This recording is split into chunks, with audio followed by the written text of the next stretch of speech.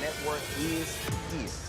Hold no punches. I'm real revolutionary right now. Support this man, Black Media. He makes sure that our stories are told.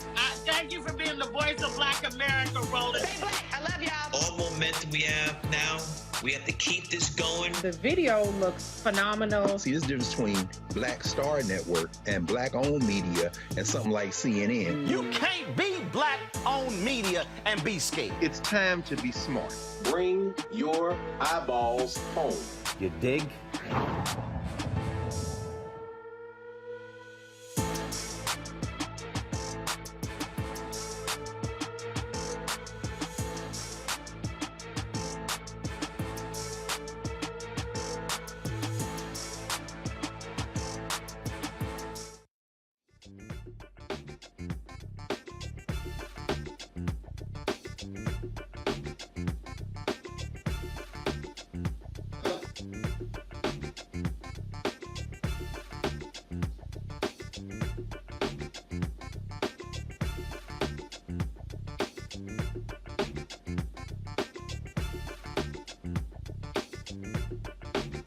Mike is on.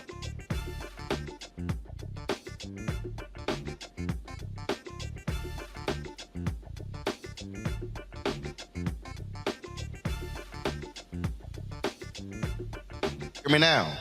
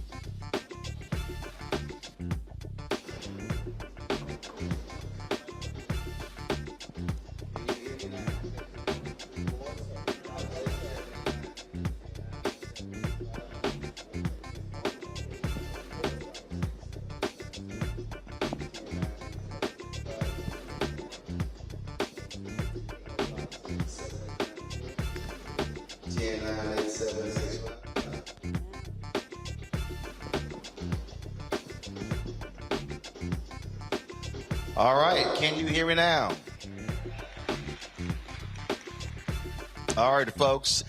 It is Thursday, May 12, 2022. We're here in Kansas City, Missouri, to talk about racism in the Kansas City Police Department. And we're going to have a deep conversation over the next 2 hours talking about what is happening in this city, why city leaders are not doing enough to deal with the racism within the department, but also how African Americans are being impacted in this community. We look forward to a great conversation with numerous panelists.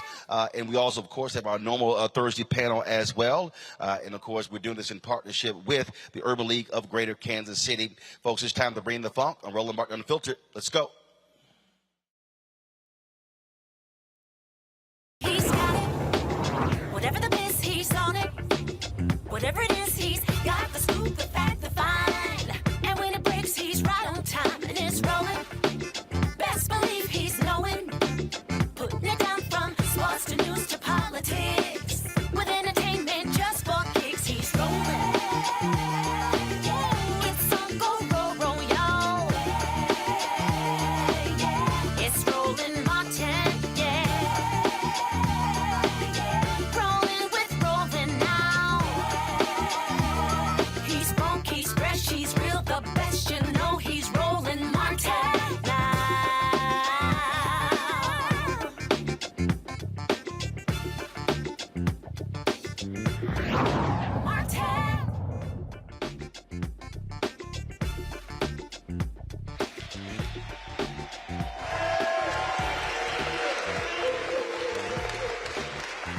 It was on April 18th when the Kansas City Star published a damning story talking about how black officers are treated inside of the Kansas City Police Department. But not only did that story focus on that, we also talked on the show with the head of the Urban League about how African Americans are being treated by this police department.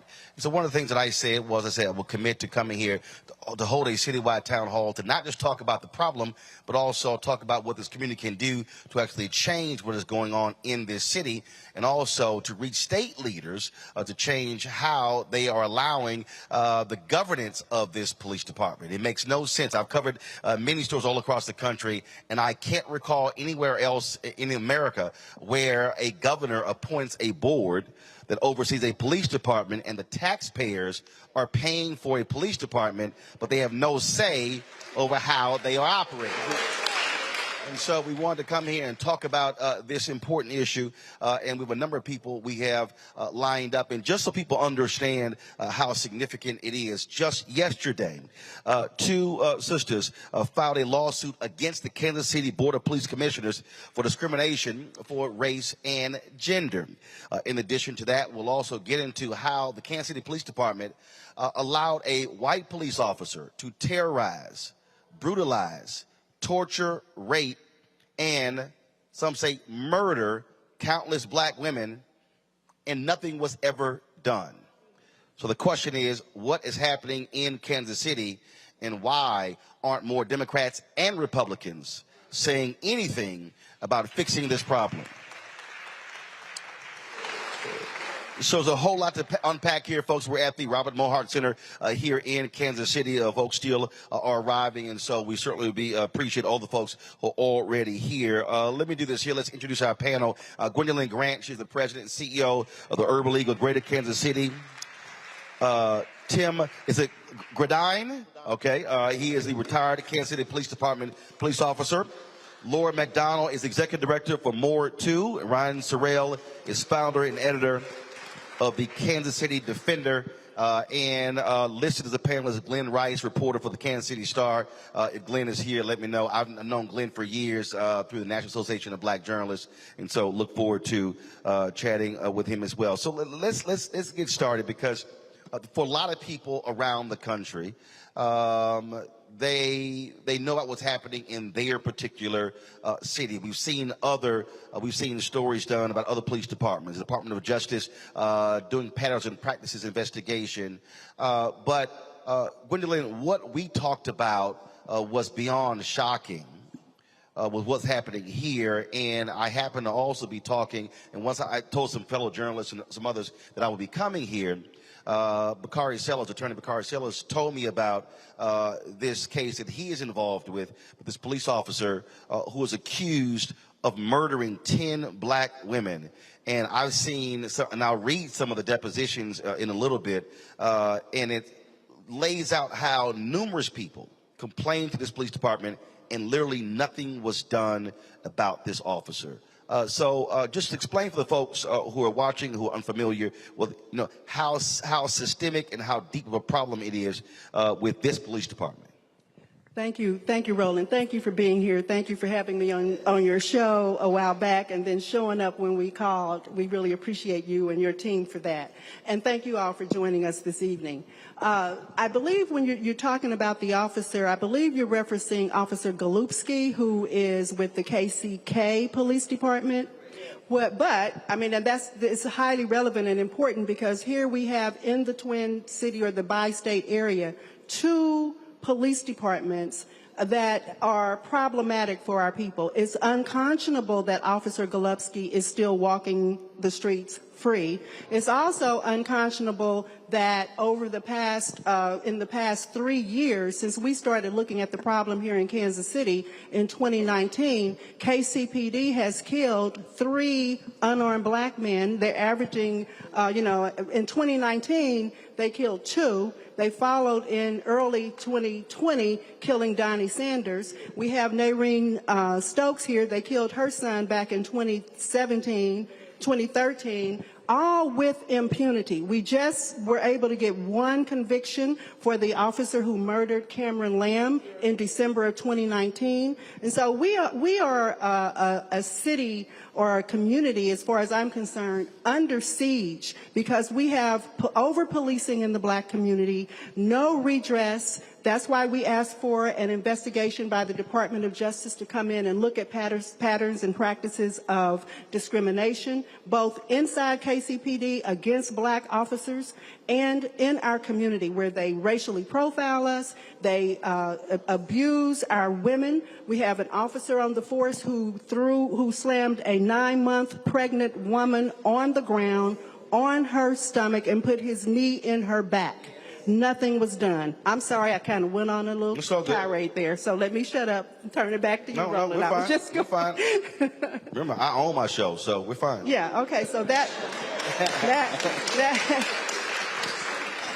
but that just gives you an example of the challenges we have. And we have here in the audience tonight, we have family members who are of the victims of police homicides, and we have people from our community, the founder of our Urban Summit, and 2 folks who have been out in the community protesting for the past 2 years straight every Friday in front of the police department, amplifying our concerns about the injustices that are dealt upon our community by Kansas City Police and having a board of police commissioners that turns a deaf ear to our complaints. So we're ready to engage with you, Roland. Tim, nearly 20 black cops have left the department citing racism.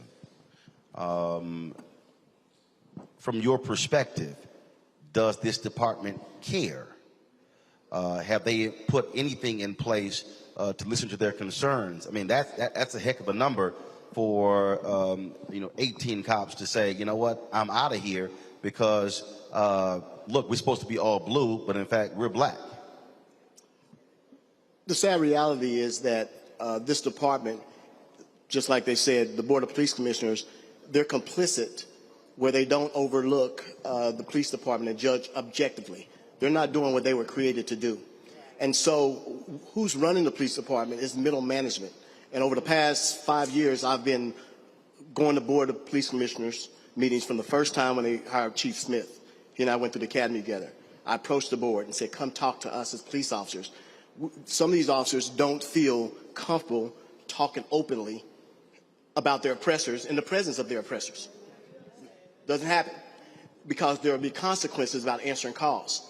So you have the chief up here, but the white male majority in the middle are implementing their own policies, dictating policies. They're benefiting off of it because they're getting training and take-home cars, and they're using this to go somewhere else and become a chief of police, and they don't care about minorities. And so we could further my conversation because I was terminated, and there's other officers or supervisors or commanders, white male commanders, that have done far worse things, and they keep their jobs. And so nothing's done. So I approached the board 5 years ago when they hired Chief Smith and said, come talk to us. It didn't happen. I did it when we got Mayor Lucas back in 2019. It didn't happen. I did it last May when we got Bishop Tolbert. It didn't happen. And the people you're naming are board of police commissioners of the board. Yes, these are board of commissioners. I'm coming to the board saying, come talk to us. We want to talk to you privately about things we cannot discuss in public, because I don't want the officers that I've trained and led for years to be treated badly. So you requested for the chair of the board to have these off-the-record or off-site conversations, and in each case, they refused to do so. Correct. No effort made. None. My last stance was on February 25th when they retired me, and I've been waiting 60 days, probably almost 90 days now, for a response, because it's important that you guys know what it takes to run a police department and what we're looking for in a chief. Nothing will change. I don't care who you can get the Pope here. If the system isn't changed, then you're going to have the same old thing. And women, it's the same thing from the 60s. Women, unless you're connected to someone, minorities, and our civilian staff members, they don't have a voice. They're overlooked and they're taken advantage of by the majority, the middle management. Commanders. Laura, what I'm not understanding here is how in the world can folk sitting out here pay taxes for something that they literally have no control over? Correct. Like seriously, I can't think of any other place where that actually happens. Yeah. How did that happen? We have, as far as I know, it's not just the only police department in the nation, but the only city governed department that has not governance over its own department, right? It's really unusual.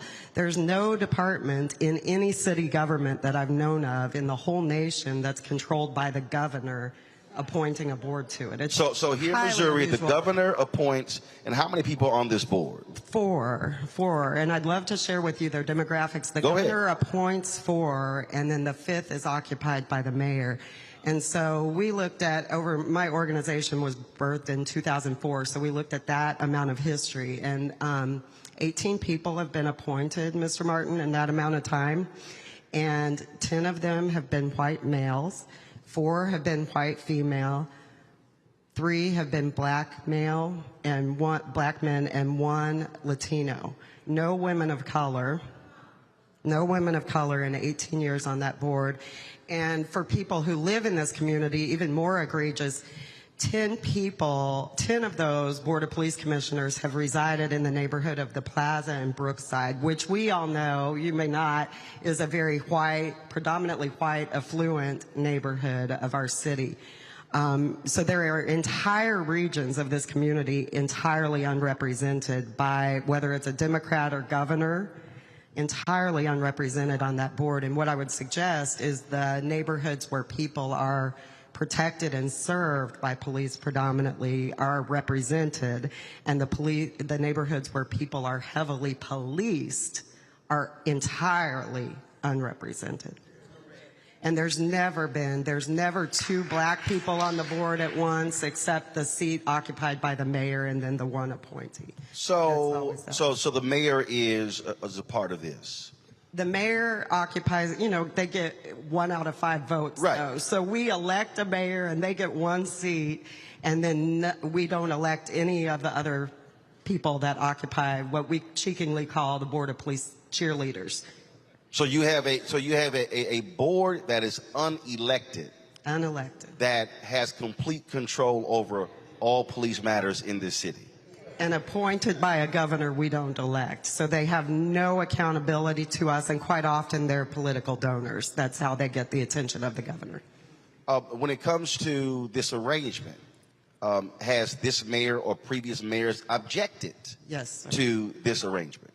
Yes, sir. This is a really unusual scenario. When the city relinquished control, if you will, it was very short-sighted. They didn't look for a way to take it back if we were ready, right? So at one point, the city relinquished control? The city voluntarily relinquished control in the 1930s. Yeah, but there's more history to that, yeah, too. So after a corrupt scandal that was occurring, right, with a political mob boss in Kansas City. So we gave over control to the state, but it was so short-sighted, it requires a state law and a city ordinance to regain control. So we've been scrapping for that for years now. And the state legislature has had no desire. Well, Missouri's state legislature can be difficult around things like policing and law enforcement. For sure. Yeah. There's some members that are growing in interest of supporting it. So let's talk about this current board. Ryan, the chair. Board, you have a pastor. No law enforcement background, correct? Correct. Any public safety expertise? No. So how is he or any other members qualified to govern a police department with literally no expertise whatsoever in doing so? I think that's a good question. And for me personally, I tend to not even look at who is governing the police department. I look at the police department as an institution. I look at it historically, what has it been doing to our community as an institution? And so when we're talking about what has the Kansas City Police Department done to the black people in Kansas City historically, the question for me is, have they ever served a purpose of justice? And so the Kansas City Police Department this year is 148 years old. And just last year was the very first time ever in our entire history, 148-year history of the Kansas City Police Department, that a police officer was ever indicted for murdering a black person. And so to me, that seems like a police department that operates much more like a criminal terrorist organization, quite honestly, than it does anything that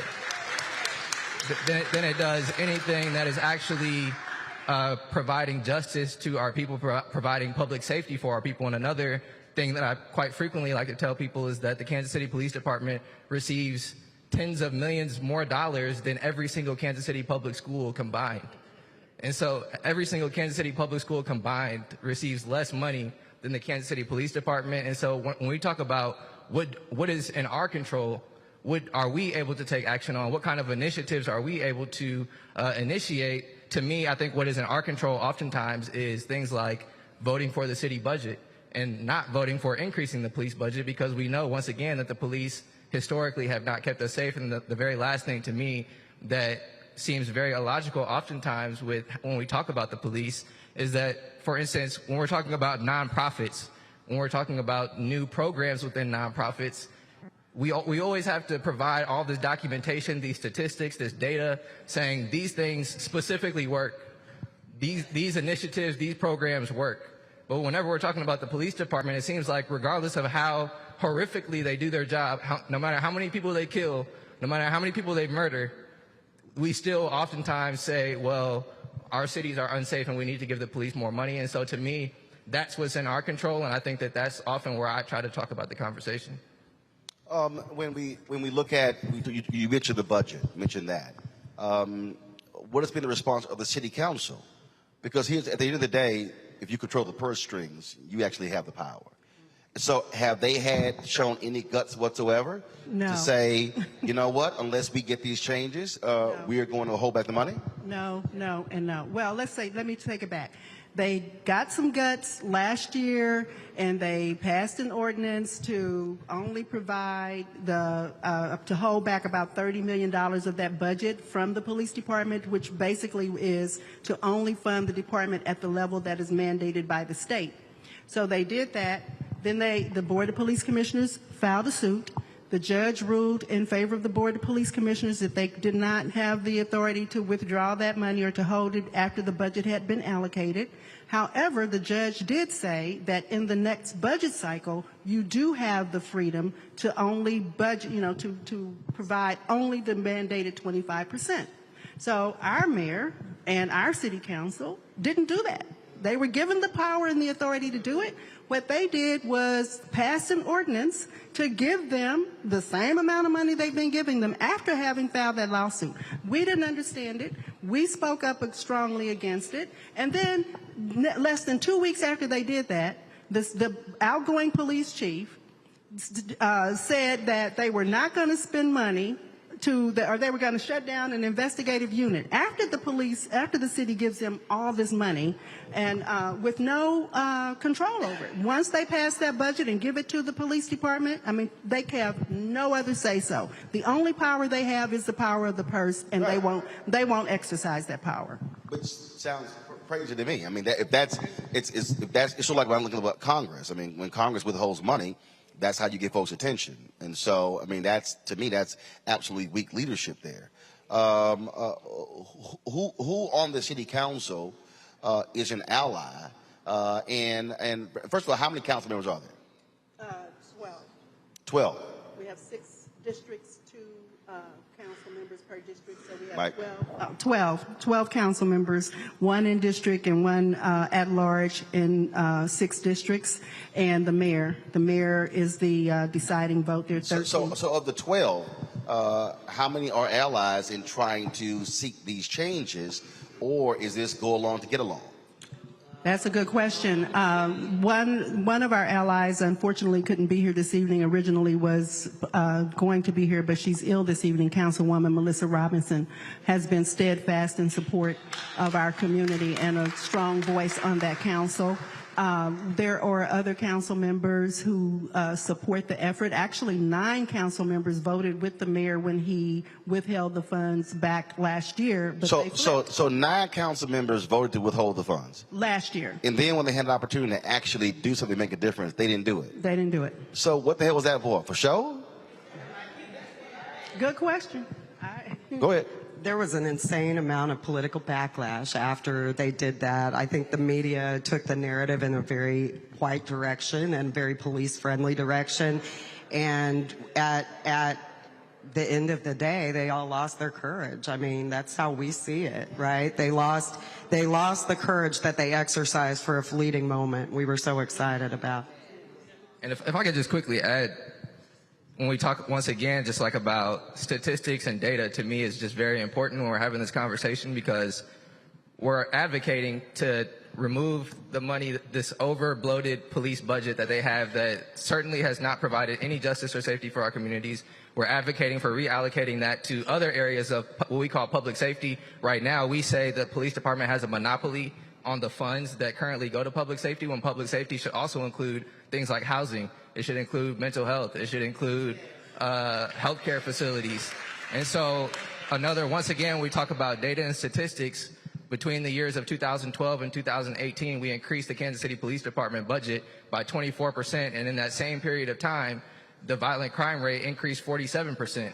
And so to me, that tells us one of 2 things. Either not only does increasing the police budget not work, but there's also a possibility that increasing the police budget actually has a positive correlation to increasing violent crime rates. And so I think that there's just a lot of issues when we talk about the policing budget. I think that it's something that we have to do political education around in our communities, but I think that it's also, once again, it just requires political courage, political maturity, and voting out people who aren't in the best interest of the black community. See, what you just described is part of the fundamental problem that we also see across the country. And the reality is this country is conditioned to whatever cops want, they get. And obviously people want to be safe. Anytime I even see these studies when people say, X% of African Americans want more police. Yeah, because they want to be safe, but they also don't want to be shot and killed. They don't want to be beaten. They don't want to be robbed.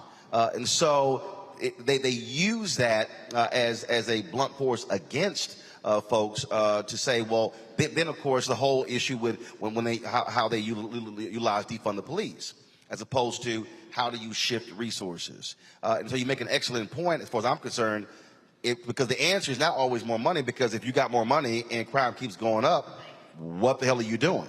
And so are you seeing real assessments done on how they're using the money, where they're deploying people, anything along those lines?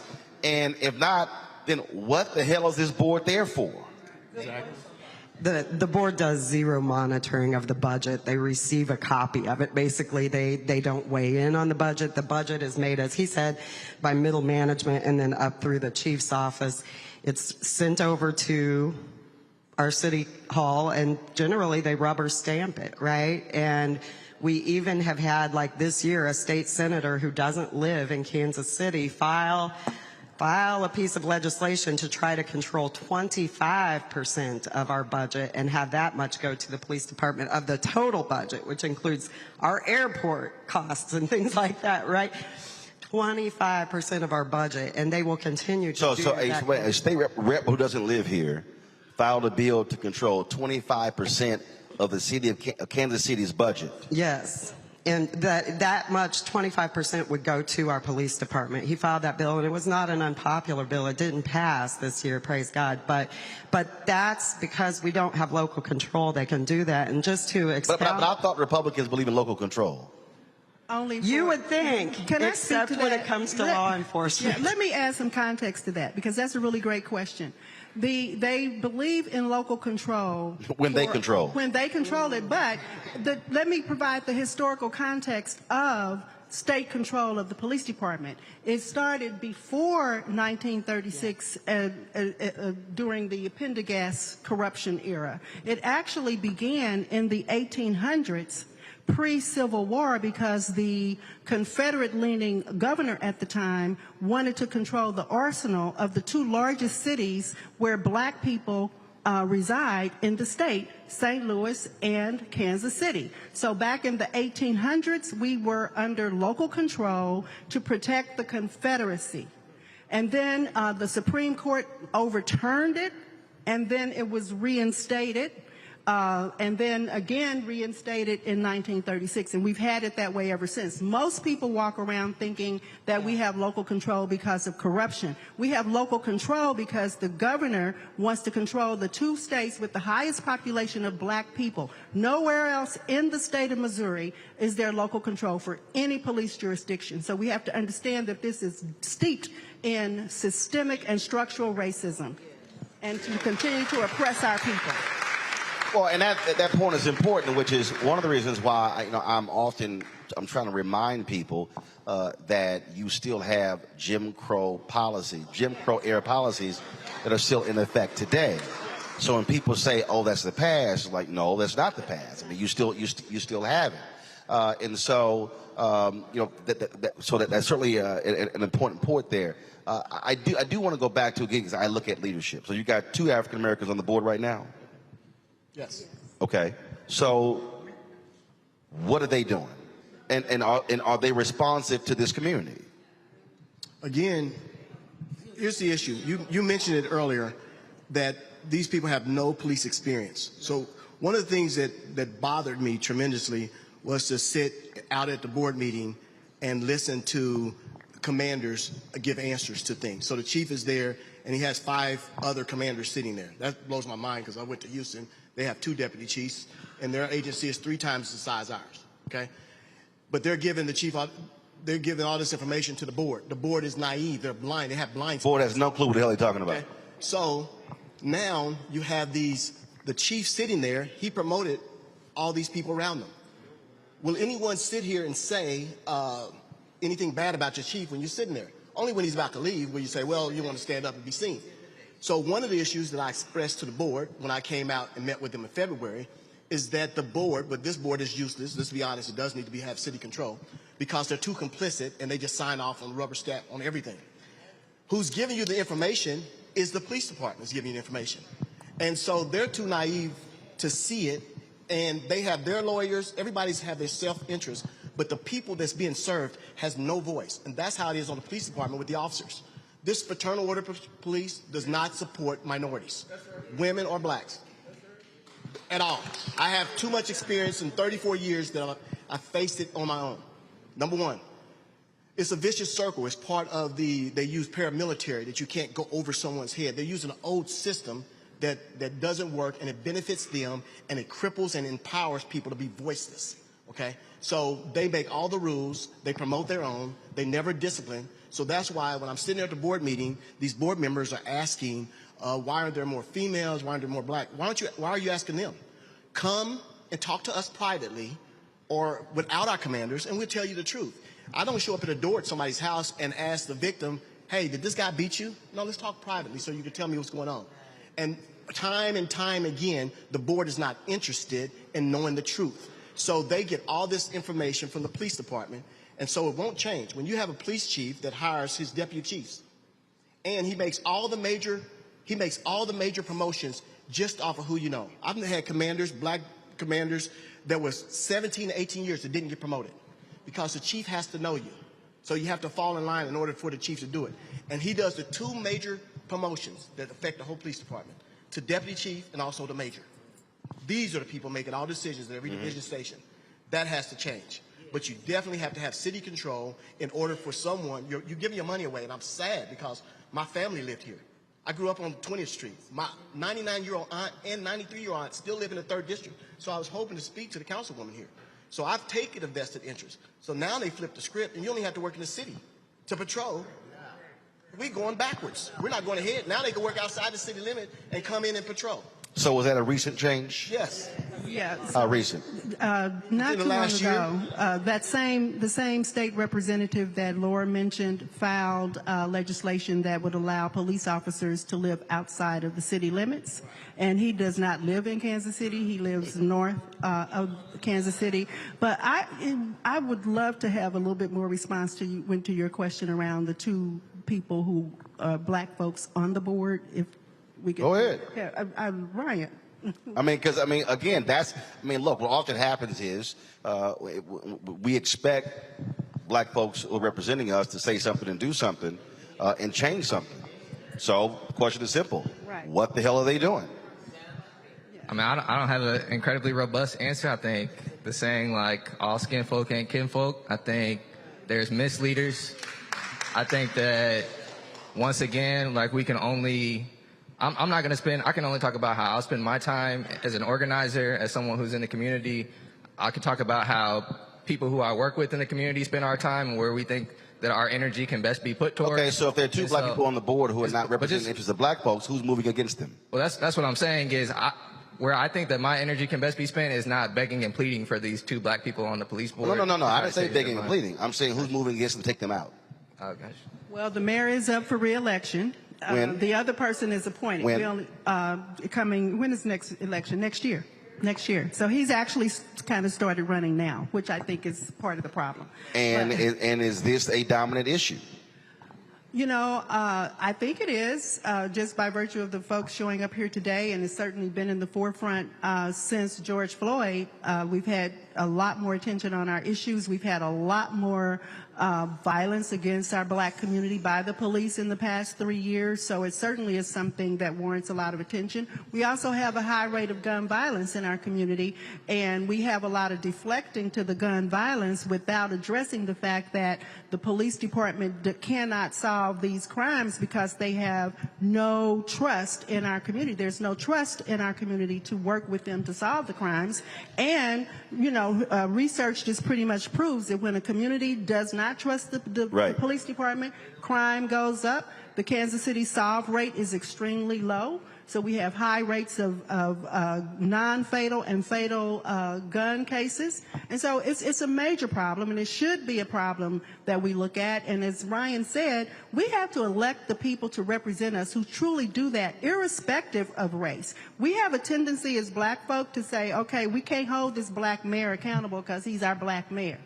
We need to hold any elected official accountable for not doing what is right by us, especially as it relates to public safety. And the notion that we as black people don't value our safety in our community, that we are all criminals, this whole disparaging cultural deficiency concept is just wrong. You know, so the police department, basically in my work with them, they don't see themselves as a part of the problem at all. When they look at violence in our community, they really believe that there's something inherently wrong or deficient about black people. And we know that that's not true. But when we look at the police violence against black people, What they want to say to us is all cops aren't bad cops. Well, all black people aren't bad people, and all black people aren't shooting up people. So don't try to paint us with the same brush and then ask us not to paint you with the same brush stroke. And real quickly, I just want to add also that to me the question is this institution of policing even something that can actually be reformed? And that's, a lot of people will push back on that question. But if we have been having this white supremacist institution that has been murdering with impunity, that has been murdering people in our community for 147 years, is that an institution that is likely to be able to be reformed into something that is not racist, into something that is not anti-black, into something that can actually create justice? And so to me, I just absolutely don't think that it's possible for the police department to do that. And I don't even think it's their job to be trying to create safety. I think that it's the job of, if we had more money to give to teachers, if we had more money to provide to schools, if we had more money to provide to mental health care, to me, that's the core issue. That's where the so-called crime, I don't even like using the word crime because black people didn't even have any say in what crime actually is. Crime is just a political category. Crime is a political category that was created by white people, mostly old white people at the beginning of the United States of America. So we can't even use this word crime because right now, white people can smoke weed and it's not considered a crime. It's considered something that they can just do to have fun, or they can sell weed and it's considered something that they can do to be an entrepreneur. But when black people do it, it's considered a crime. So I think we have to interrogate really, what does safety actually look like? How do we actually create safety? And is the police even the actual institution that's necessary in the future for us to be able to be doing those things? So I'm gonna go to the break in a second, but first, was the mayor invited to be a part of tonight's town hall? Not personally, no. We just promoted it like we did. No, we didn't invite. And how about President of the board, Mark Tolbert? No, we intentionally did not invite Mark. See. And the reason being is that Mark has been non-responsive to our work from when we started, and it's just been very disappointing. He's appointed by the governor. He doesn't listen. The mayor, we elected him, and we can recall him at the ballot box. But we can't recall. He certainly can't be recalled. But I'm still curious as to who does he talk to? Who does he go in front of? Frankly, I wish he was invited, and it would be great if he says no, that's fine, because I do believe in challenging every level of power, and I don't care whether you're appointed or elected. And the reality is, he's also appointed because supposedly there's credibility in the community. And so we're going to go to a break. We come back. I want to talk about that because I want to talk about in terms of what's next. You talk about the election next year. We'll also talk about, again, mobilizing and organizing to create change in this city when it comes to this police department. We'll do so next. You're watching Roland Martin Unfiltered, broadcasting live here from Kansas City, Missouri, talking about racism in this police department on the Black Star Network. Back in a moment.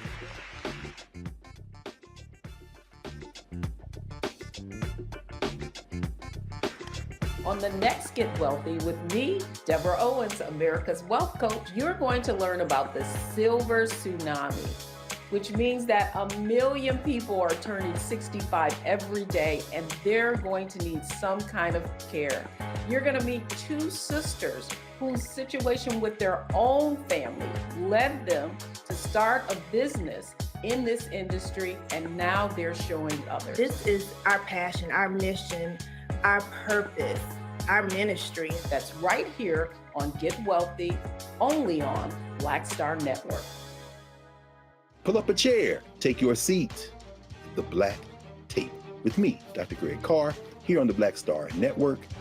Every week, we'll take a deeper dive into the world we're living in. Join the conversation only on the Black Star Network. Next on A Balanced Life with me, Dr. Jackie, summertime when the living is easy, or is it? Summer vacations, class reunions, kids in summer camp, all fun, but stressful. You need to get into a summer mindset and have a plan. Oh yes, our panel gives us their favorite summer planning hacks. on the next A Balanced Life with Dr. Jackie here at Black Star Network. We're all impacted by the culture, whether we know it or not. From politics to music and entertainment, it's a huge part of our lives, and we're going to talk about it every day right here on The Culture with me, Faraji Muhammad, only on the Black Star Network. Yo, what's up? This your boy Ice Cube. What's up? I'm Lance Gross, and you're watching Roland Martin Unfiltered.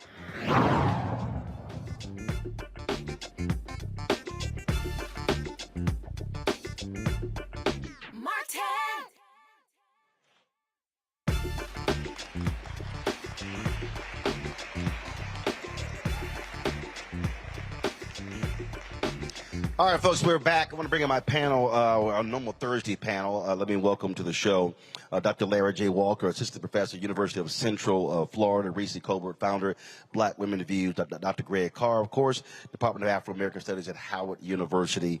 I will start with you. Let's see here. Greg, I'll start with you this time. And that is First of all, just want to get your assessment of what you have heard over the last 40 minutes.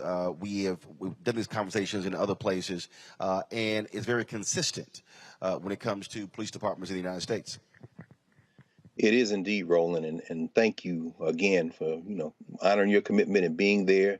Thanks to the Kansas City fam, especially my folks in the MBuff community, Baba Jamu Webster and all the crew there. I was reading Mark Dupree's piece in the Urban League's State of Black Kansas City, and yeah, I have to agree with the young brother. This really can't be reformed. The police are doing exactly what they're supposed to be doing, and while it may be the only polity in the country where you have a state intervening as it is, it's very clear that this white minority rule in Missouri, which stretches back to when they were fighting going westward expansion of the slave power in this country, continues to this day. I want to just, even as the Supreme Court has a case before it now to try to open up open carry laws in New York, and even as we see, the state of Missouri is one of those states where they have made it very much more easy for people to just carry weapons, and that the policing of black bodies has only intensified that, including police doing what they do, which is kill black folk. I want to say I'm encouraged finally by the conversation leading towards solutions, which include defunding the police, meaning transferring resources to social programs, as we just heard, education, other things. I would add to it, there needs to be a form of non-cooperation with the police, quite frankly. These are our open enemies. What do they need to do to make us stop with the illusion that somehow they can be reformed? I think there needs to be boycott, selective buying. Businesses that don't support changing this structure need to have our community support withdrawn from them. And we need to get together in our communities with Stop the Violence campaigns, dealing with local leaders, not just elected and appointed officials, but folks at the neighborhood, block by block level. And I think that the police need to be excluded from all those conversations because these people are hunting. They're patter rollers. They're hunters. And there's no way to reform a hunter or a patter roller. They need to be eliminated.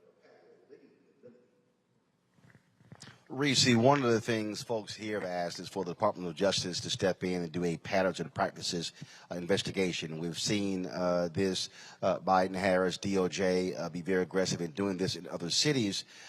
Anyone reading that Kansas City Star article and reading the other pieces should be shocked and appalled at what they read. And to me, absolutely, this department has earned the DOJ coming in and examining what's happening here.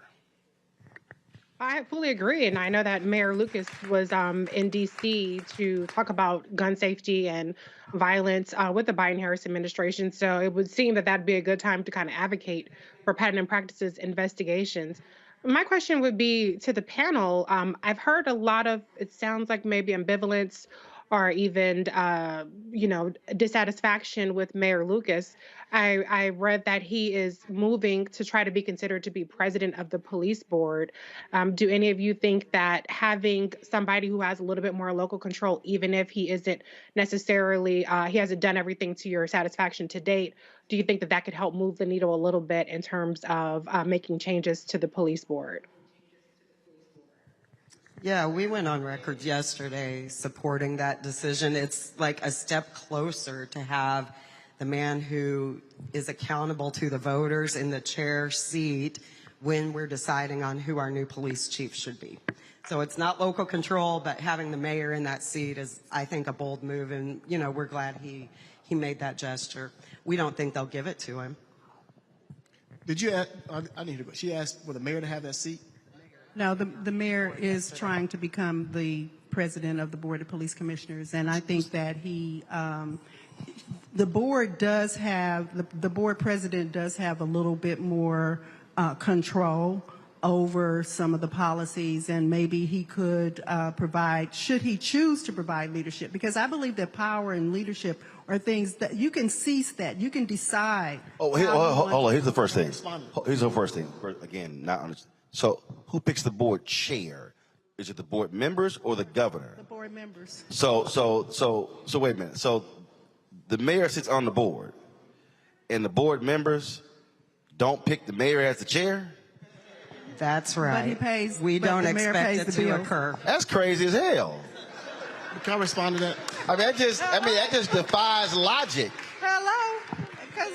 Can I respond how dangerous that is? Because we're sitting here. How dangerous what is? Having the mayor as the board chair? Because they're wishy-washy. The politicians are wishy-washy. It depends on, he's up for election. Whoever decides whatever to get his vote, he's going to do that. That's why we have issue with city control from city council. They're voted for us last year, and then all of a sudden, when it's time for them to vote, when it matters, they're not doing it. Well, but let's look at again.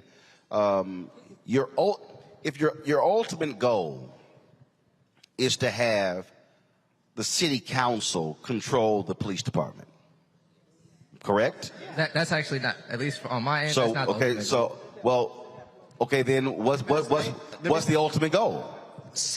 People in the community control that, not your politicians who come and go and wishy-washy every other week to get. Okay, no. But what does that mean? People, not the governor appoint them, but people, the city council can appoint people from the community that can overlook the Board of Police Commissioners. These are where the taxpayers are coming from. No. Follow me here. Again. So I got that. So what are you talking about in terms of how do you see it? So to me, and I think to a lot of people in the community, if there was 10 steps to public safety, that local control is like step 2, maybe. Step 2 or step 3. And what I mean by that is we want our communities to be safe.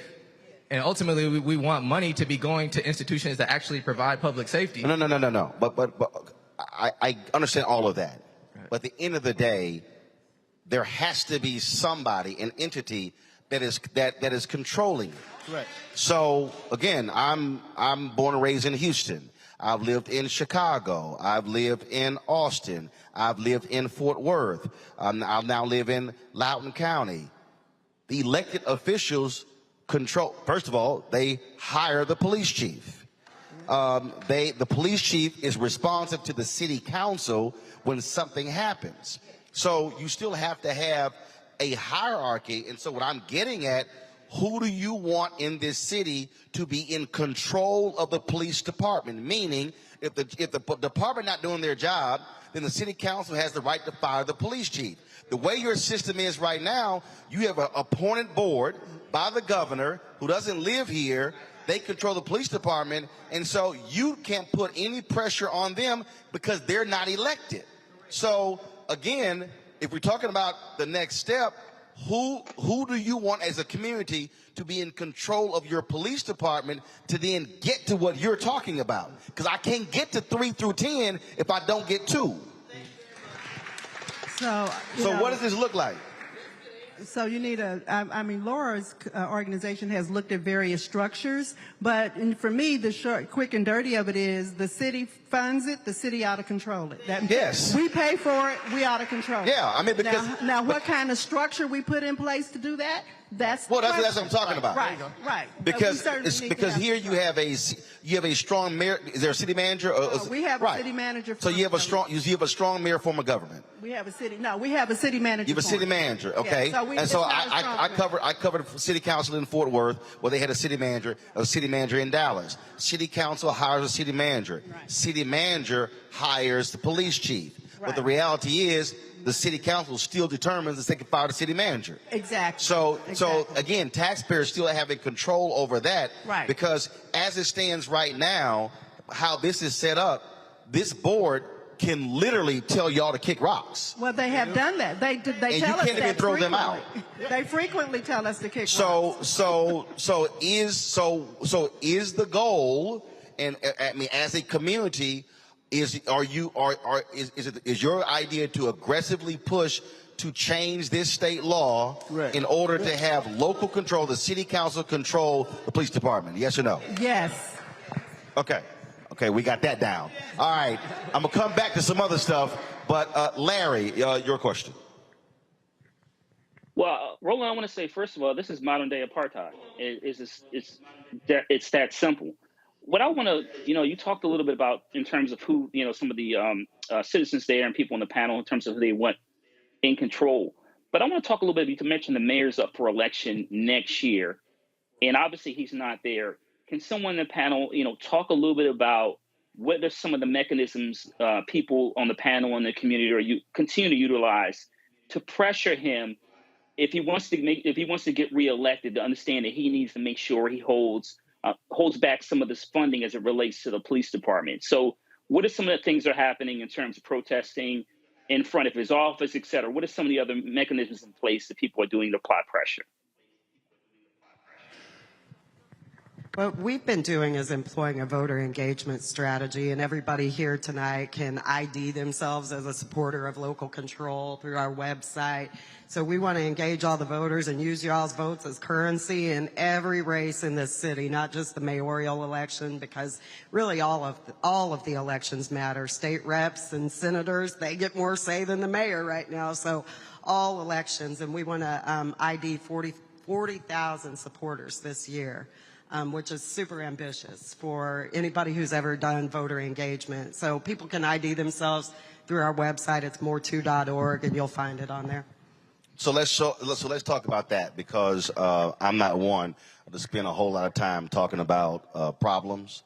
I'm a firm believer in again moving, especially in kicking folks out, and so let's get. And also, I believe in, to your point, data and numbers. So the last election.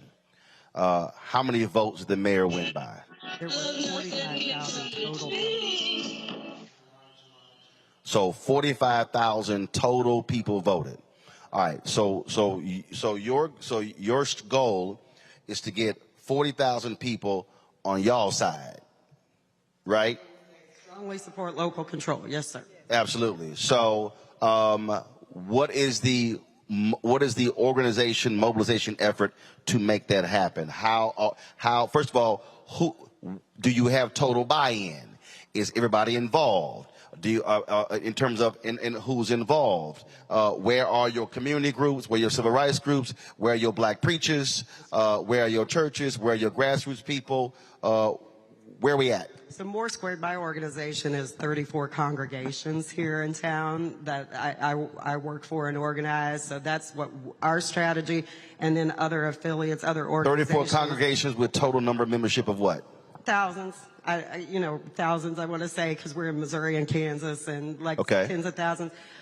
So we're pushing it through our congregations. We've got people here tonight who probably have ways that people can sign up tonight. And then we're just now starting to onboard other affiliates. And we've gotten commitments from Councilwoman Robinson, Mayor Quentin Lucas, that if we garner this many supportive voters, they will put it on the local ballot. They can't put it on the state ballot, but they will put it on the local ballot. Have y'all created a contract that you're asking all candidates to sign?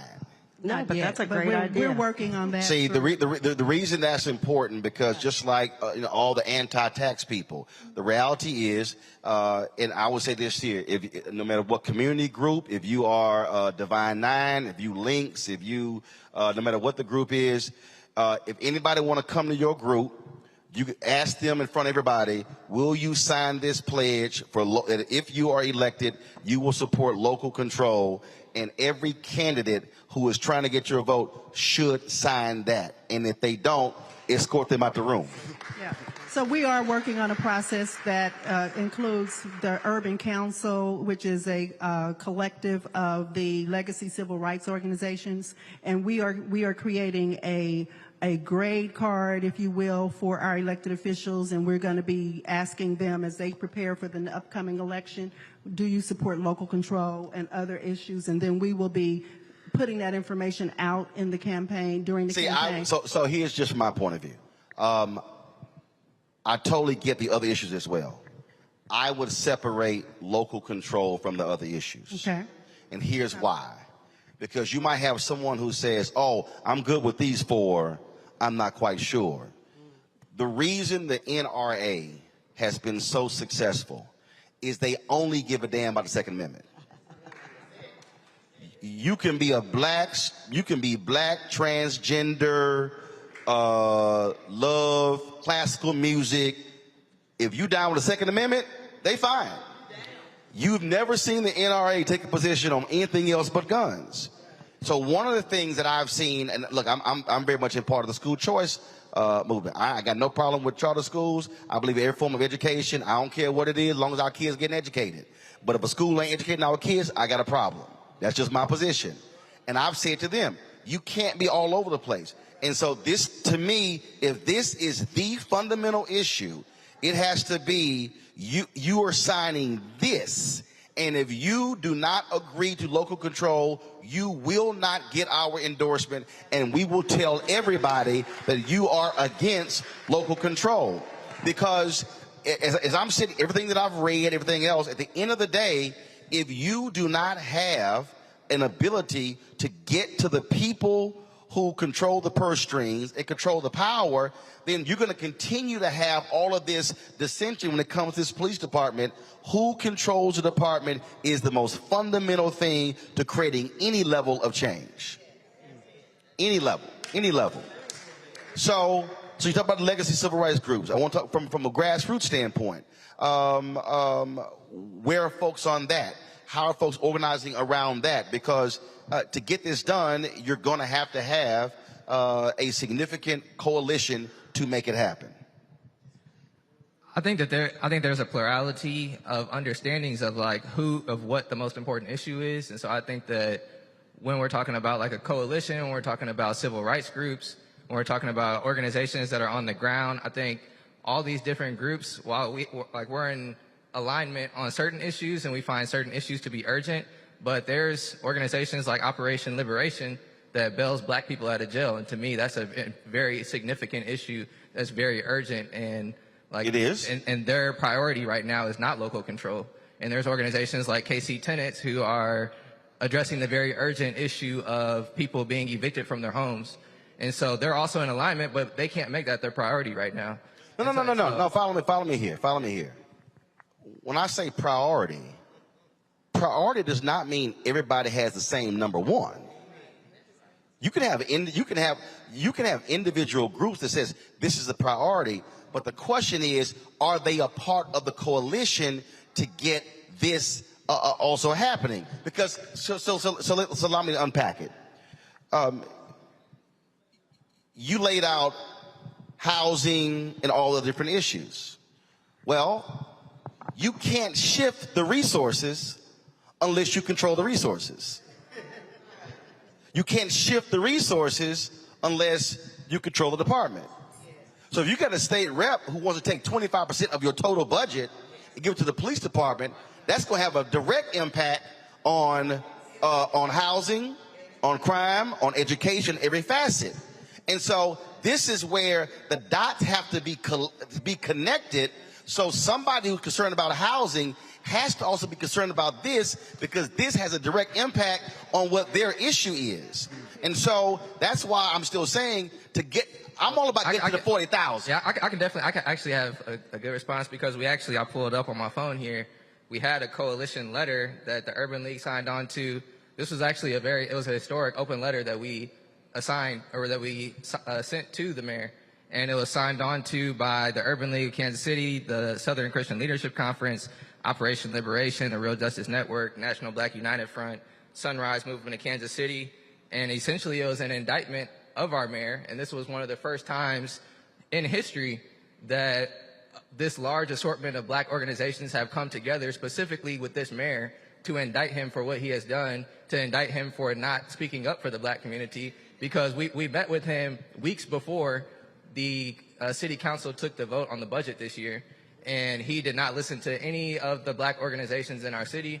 And so I think that, to me, it kind of requires those first kinds of conversations. So I think that the work is definitely, now I understand what you're saying, and I think that the work is definitely being done. Because you said he didn't listen. Let me tell you what he's going to listen to.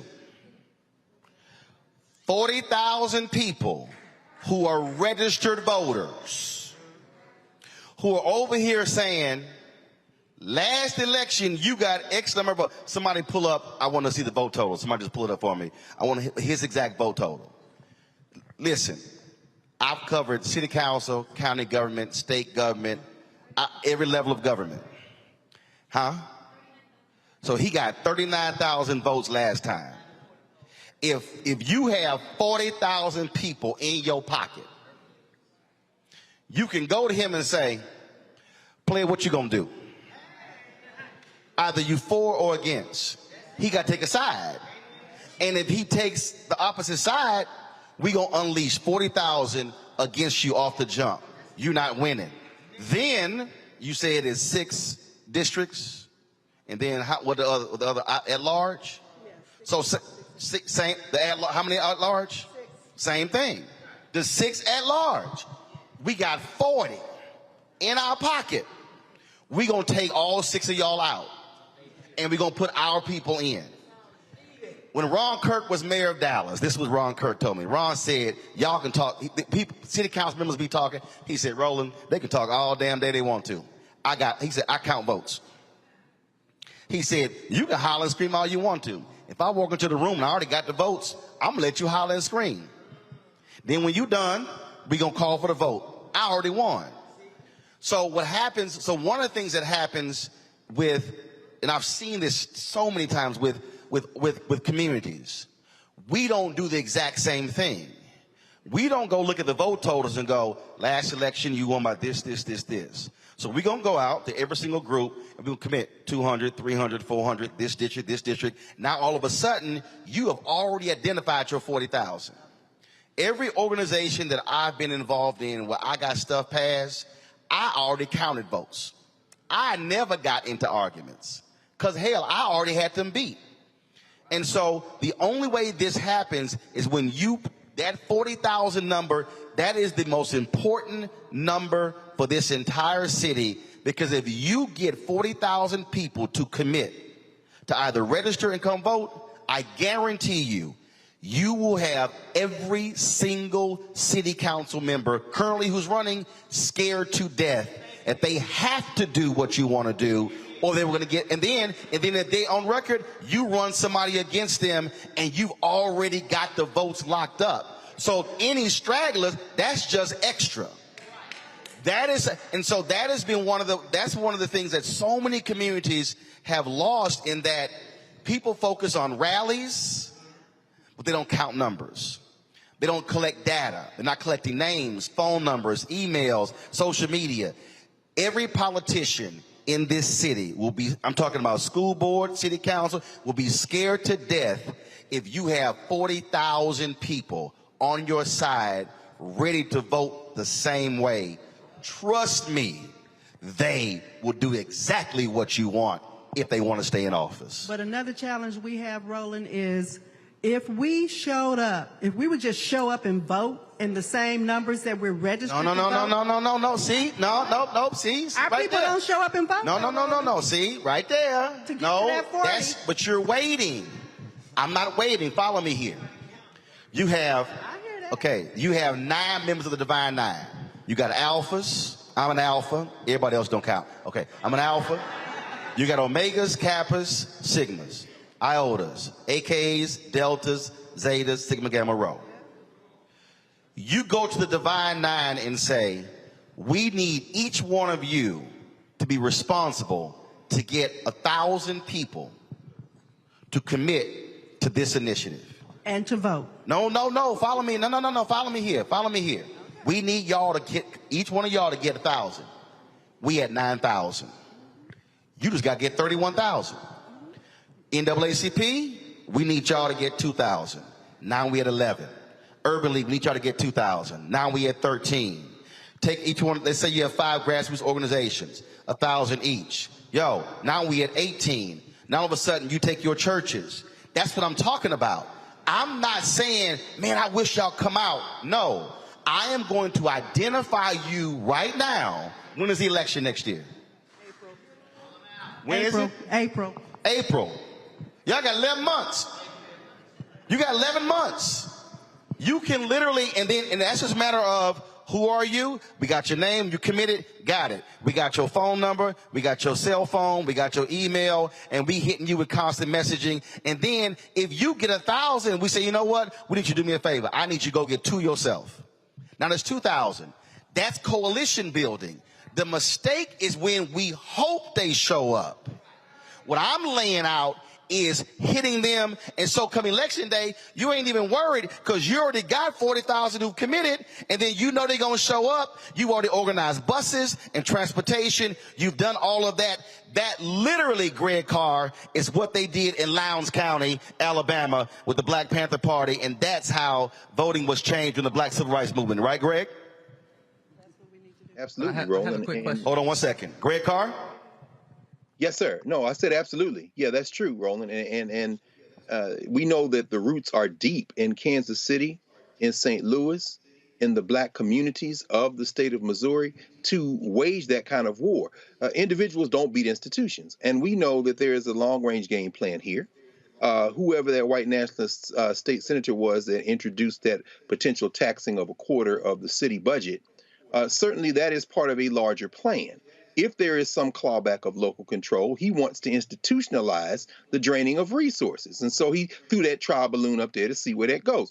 We've seen this before, but finally what we've also seen before, and again, you're absolutely right, Roland, and what we've seen in Kansas City is when people get together and decide that they're going to impose their will, they can succeed. I mean, you know, I'll be the last one telling anybody sitting there when they walk down on 18th and Vine, Rube Foster was like, oh, you white boys gonna keep us out the league? No problem. We'll create the biggest business in the history of Black America. When they met in Chicago and created the Negro Leagues. So I think the infrastructure is there. I think, Brother Ryan, the letter you read there, that was an opportunity for the mayor to do the right thing. But Roland, you're right. Vote him out. Vote him out with that community there that is 60% white in Kansas City, that is about almost 60% white in Kansas City, Kansas, the Twin Cities there, but that is 1/3 Black in Kansas City and 1/4 Black in Kansas City, Kansas. We know St. Louis, for all intents and purposes, is half and half in terms of that racial divide. And what these country folk are doing, not only in Missouri, Missouri now is what Missouri was before the Civil War, as you say, sis, and even after. It is a microcosm of what is now in terms of the United States set up to be white minority rule. And not all white people, obviously, because sitting here listening to you, Sister Laura, you know, we understand that this isn't about color. This is about people who have decided they are open enemies of our common humanity. You can't treat these people like you can build a bridge to them. You have to break their political backs. And Roland, you just laid out the roadmap of how to do that. And that's so again, just how my brain works. It's 11 months for the election.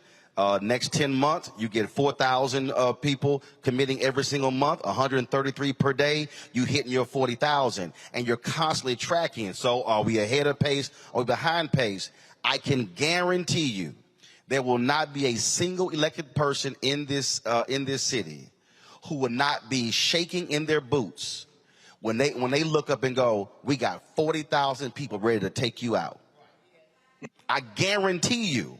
But the only way that's going to happen is with organization and mobilization. It ain't going to happen hoping they come out, praying they come out. No, I'd rather have a pot in hand before election day. And so election day comes, you know you about to lose. Because we about to drop 40,000 on you. And because here's the deal. And again, it's 12 council members.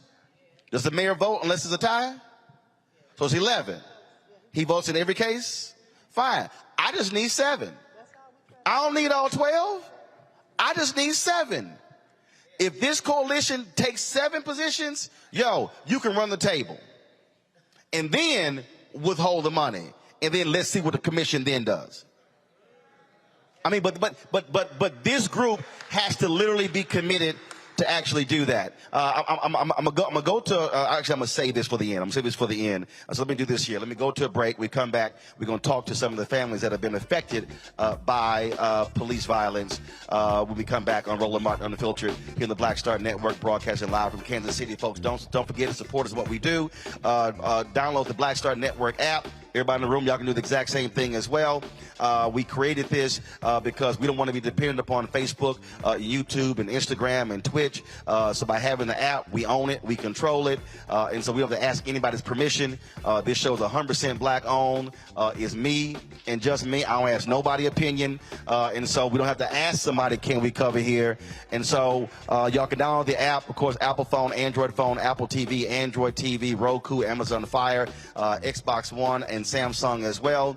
And one of the reasons we ask our folks out there to support this show because, again, when we are able to travel around the country, we appreciate the support of the Urban League, but also our crews, our equipment. And I need people to understand when we talk about owning, when I say own this show, all this camera equipment, own all of it. So we're not renting, we're not borrowing, and so we have the ability to go cover stories all across the country.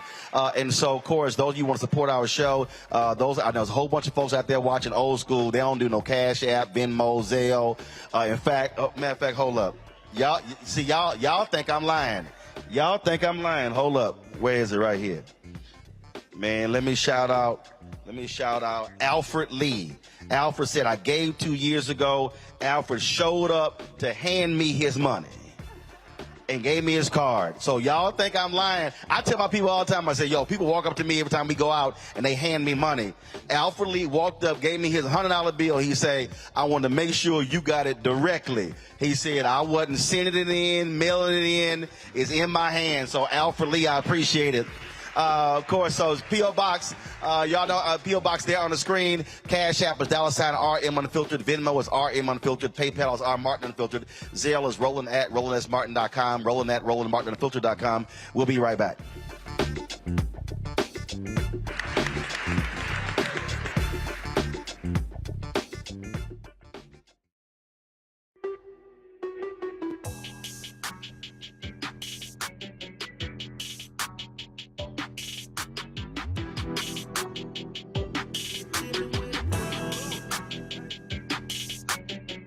Hey fam, Patrol Grooming is a black-owned men's grooming company that delivers on this promise every day to men everywhere.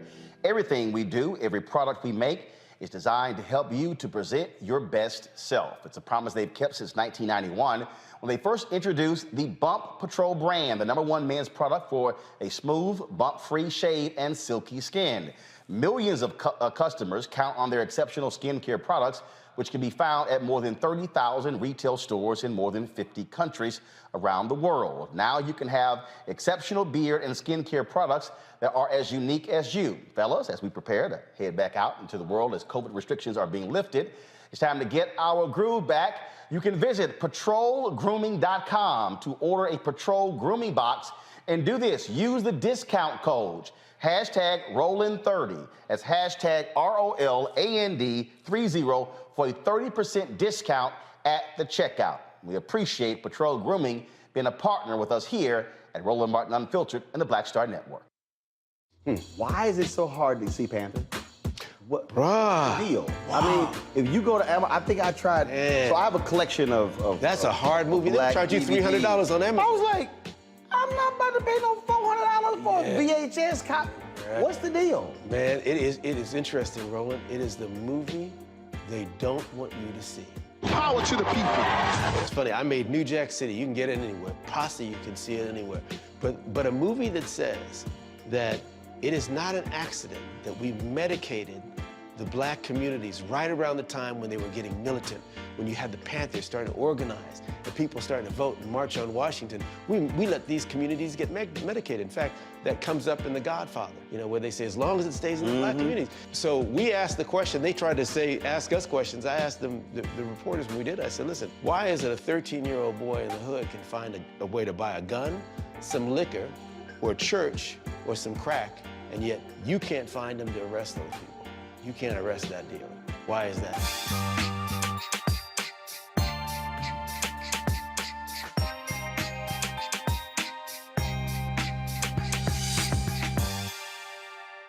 Kim Whitley. Yo, what's up? This your boy Ice Cube. Hey, yo, Peace World. What's going on? It's the Love King of R&B, Raheem Devon, and you're watching Roland Martin, Unfiltered.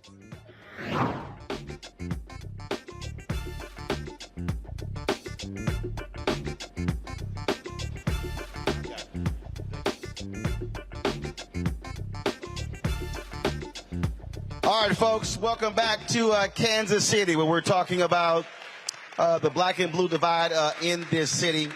We've been talking about, of course, racism within the department, how they impact the community. The folks on the stage now, they know firsthand what happens in this police department. I'm going to start that on that side there. We just introduce yourself and just grab the microphone. We should have 4 microphones, baby, right next to you. Right next. Look down. There you go. Okay, your microphone is right. Yeah. So just tell us who you are and how you, and again, these are all impacted families, and so tell us exactly what happened. Okay. Hi, my name is Lori Bay. I am the mother of Cameron Lamb that was murdered December the 3rd, 2019 by Detective Eric DeValcanaire. Hello, I'm Ruby Watson, and I'm the grandmother for Malcolm Johnson, who was murdered, was it May 2020, I think? Yeah, by the police. Hi, my name is Naireen Stokes, and I am Ryan Stokes' mother, who was murdered July the 28th, 2013, 9 years ago down at the Power and Light, which I call it the Power and White, because we are so prejudiced in this city. It's totally motivated with Republicans, racists. 9 years I suffer, and they still don't want to give me justice or accountability. My name is Akil Bay. I'm Lori Bay's husband. I was stepfather Cameron Lamb, who was murdered December 3rd, 2019. It's the first time in history of Kansas City that a white police officer has been charged, found guilty, and sentenced for killing one of their citizens.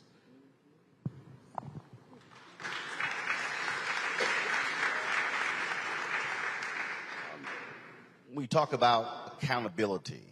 There's so, and I've had so many conversations, family members all across the country, and the one thing that they keep saying, they want accountability and they want justice. You've been listening to this conversation, and obviously the district attorney, will they pursue those charges is one thing. But in many of these cases, these officers are still on the force, never fired, never disciplined, not having any real internal affairs. Just share from your perspective just how frustrating that is when they want the public to abide by the law, by decency, and have respect for the law, but the law doesn't have respect for community citizens. With my grandson, he went to the store. I'm not saying he was perfect, but he went to the gas station to get a pack of cigarettes, and all of a sudden the police swarmed in on him. They claimed he had a gun. He had no gun, and they had him down. It was like about 5 or 6 police. There are 6 different videos out there that captured all of this, and no one has been held accountable yet as far as I know, but I think they have an update on something. So my granddaughter, I don't think she really feels like, you know, talking in public about it because it was her older brother. But the fact of the matter that they tried to say he had a gun when he did not have a gun, and somebody tried to plant a gun, and it was a police officer that shot the other police officer and tried to blame it on him. So, and that was on 63rd and Prospect at the gas station at BP. So one cop shot another cop? Yeah. Yeah, and tried to pin it on him. They had him down. He was on his back, first of all, and they had his hands, they had his feet. So how could he shoot anybody? But first of all, he didn't even have a gun. But that's what happened. Wow. Yeah. It's crazy. Ryan was killed down at the Power and Light, accused of also having a gun. There was an altercation before that with some white boys from Johnson County, Kansas, that says Ryan and his friends had stole a cell phone. I remember that. Cell phone never was found, couldn't ping the cell phone. Don't know what happened about the cell phone issue. All I know is next I hear that there was a foot chase and they were chasing after Ryan, saying that he was the person that stole the phone or stole anything. I'm still confused about it to this day. But then the gun comes up, that he was supposed to have a gun and he wouldn't put it down. So they had to shoot him 5 times in the chest when they come to my house. This is what they tell me. But when I go to view my only son, Ryan was my only son, 24 years old. Wow. We go to view the body thinking that they shot him in the chest and he was shot in the back. How do you call that justifiable? To shoot a young man in the back with no gun. And I'm supposed to believe it. I'm supposed to take it, sweep it under the rug. I'm supposed to be silent. Right. Any DA investigation? None. No video. It wasn't nothing. They treated those people down there. They had also pepper sprayed them. They treated them like it was back in the 1960s. Wow. That's just wrong. That's just wrong. You know, I see wrong all in it. I see dirt all in it. I've went through 2 chiefs, Roland, and 2 mayors, and neither one of them have came to me in a respectful way and tried to give me something. Nothing. Y'all heard the conversation earlier in terms of what folks want to see happen. What do you want to see change with this department, with this city? First of all, they need to come and be open and man enough, woman enough to talk to us, the citizens, and hear us out and give us accountability. Definitely. Give us the justice. My son's case has not even touched a jury, a judge. It went to a judge that called it qualified immunity. So now they want to say that's I can't do anything. I'm in appeals, just sitting. I'm just sitting, waiting. So I'm confused. What could we do? What should I do? What more can I do? Well, I'm kind of like her. I want to see accountability. And the sad thing about it is we know that if the cop had been black and the person had been white, that police officer would be in jail right now. Absolutely. I don't understand why it takes so long. And I definitely want local control. I have a question for Roland. One of the questions is, how do we get local control on the ballot? Because if we have that, I think that would make a lot of difference. And I hate it. Every time you turn around, there's been a killing by a white officer, and it's a black person, whether it's a young lady, whether it's a young man, in some cases even a kid, and I can't figure that out. Mr. Martin, my son Cameron Lamb, he was caught on by the helicopters. He was speeding. in a direction, and he was speeding pretty fast. So he was caught by audio. Never at one time was he pursued on this chase. Not one time was he ever pursued. He got home, went into his driveway, had a conversation with his roommate, then he proceeded to the back of his home, and he proceeded to back up into his garage. And then he was pursued by, well, not pursued, but there was a plainclothes detective that came to the back of the house. He had eyesight, and my son had eyesight of him the whole time. He requested that he put his hands up. My son did that. So then Eric the Vulcaneer, he came from the other side of the home. He went to the back, claimed that he could see my son pointing a gun at Detective Swam, and he proceeded to shoot 4 times in the windshield of the truck. And I'm very angry and I'm very frustrated. So finally, we went to court. You know, the officer, the Vulcaneer, he was found guilty and he was later sentenced. However, we went to the grand jury in, I believe, July of 2020. Detective DeValcanier, he was found guilty. But my frustration and anger with that is that not one day has this man ever served not one day in jail.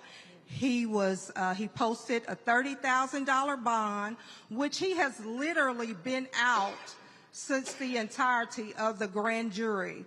Even when he was sentenced, he got to walk out of that courtroom just like we did because the judge granted, sweetheart, correct me if I'm wrong, but an appeal. Allow him to stay free pending appeal. Right, yes. So it's just like, I feel like it's not over for us because at some point. And when was this trial? When is the next trial? When was his trial? It was in December. Well, let me see. It was in November. Thank you. So he's been free pending appeal for the last 7 months. Yes. Reese, I'm going to bring you in here because we talk about all the time on this show the George Floyd Justice Act, it failing due to sorry person like Senator Tim Scott of South Carolina. The point about qualified immunity, I mean, this is exactly why that bill was so important and why Congress, why the United States Senate, the House did their job, but the Senate failed. And there are people out there who are saying that, you know what, I'm going to sit this thing out. And I keep telling people, look, I understand. But when you look at these critical races that are coming up in November, where you have seats up for re-election, seats up in Pennsylvania, Ohio, North Carolina, Florida, Wisconsin, Kentucky, Louisiana, and of course Democrats defending seats in Nevada, Arizona, Georgia, and New Hampshire. This is why this has to be an election issue for folks to turn out in order to get this done. Unfortunately, it didn't happen last year, but this is needed for these families to seek justice. But as long as these cops are protected via qualified immunity, they pretty much can do whatever they want with impunity. Unfortunately, that is the case. And I know that nobody wants to hear vote for more Democratic senators when they feel like they haven't gotten enough return on their votes in 2020. But that's just the reality. You have to just do the basic math. The basic math is that you need to hold the House with a simple majority would be fine there. And you need to get at least 52 votes. Hopefully that there are some people who were previously hiding behind Manchin and Sinema that will come on to the side of getting rid of the filibuster so that we can get a number of things pushed through. But I think there also speaks to the culture of these police departments. I was reading in the case where the police officer Daniel Straub actually blew the whistle on the fact that the police narrative was inaccurate, and he's the one who's out of a job as opposed to the one who actually shot Miss Stokes' son, and he's still on the force, or at least it was at the time of this article.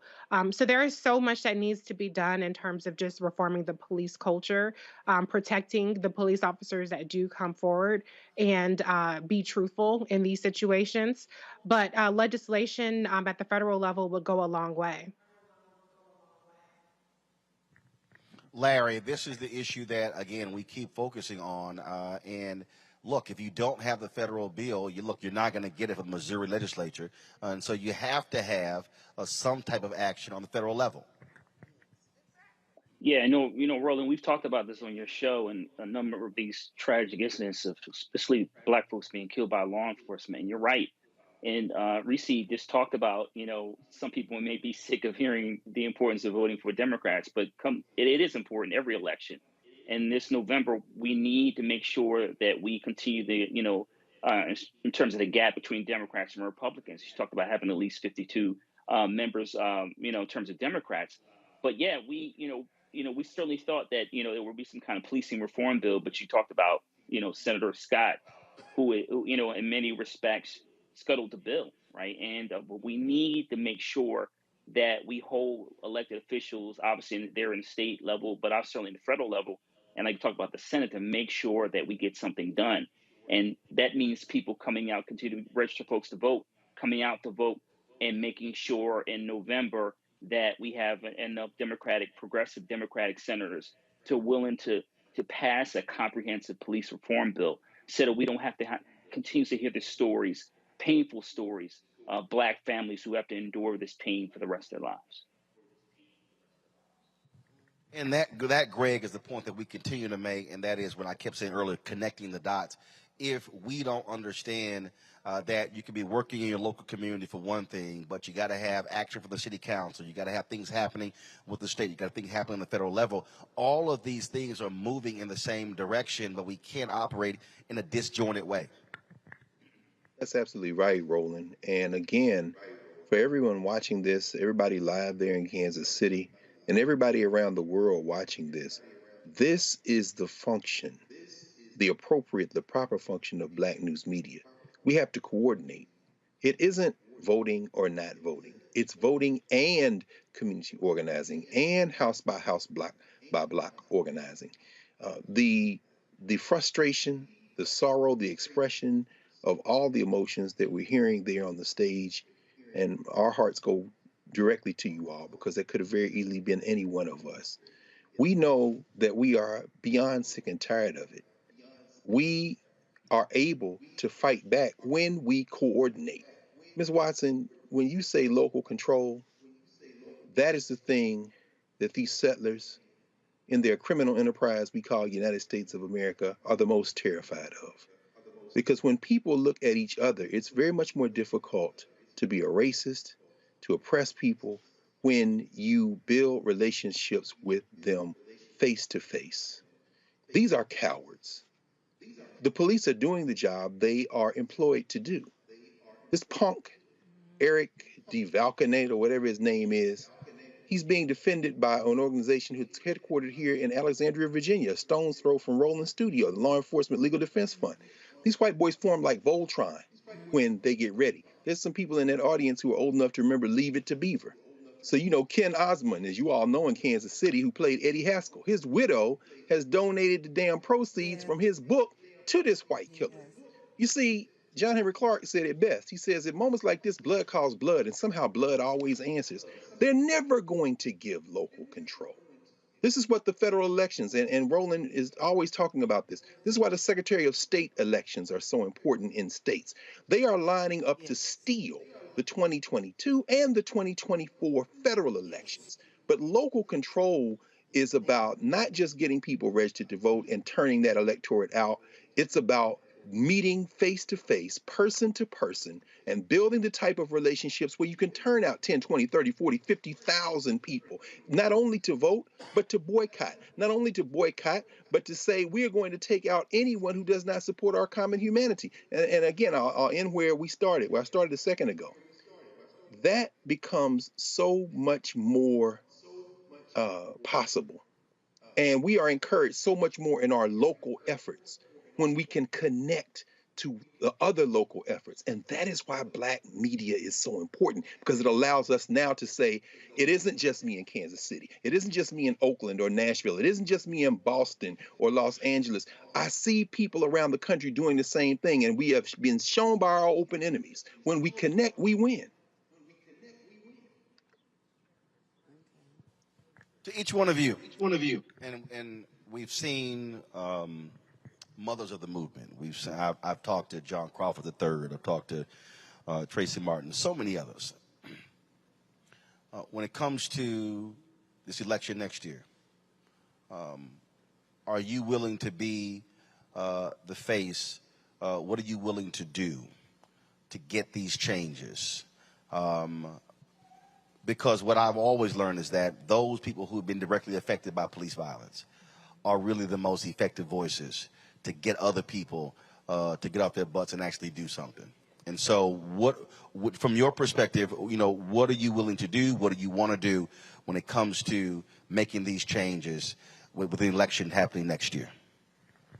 Well, I'm willing to do whatever necessary, whichever group that I could get with. They need my assistance to go out and speak, anything in that regard. Because, see, what happened with Cameron, they admitted it through the trial that it was a violation of his rights. So they don't, you know what I mean?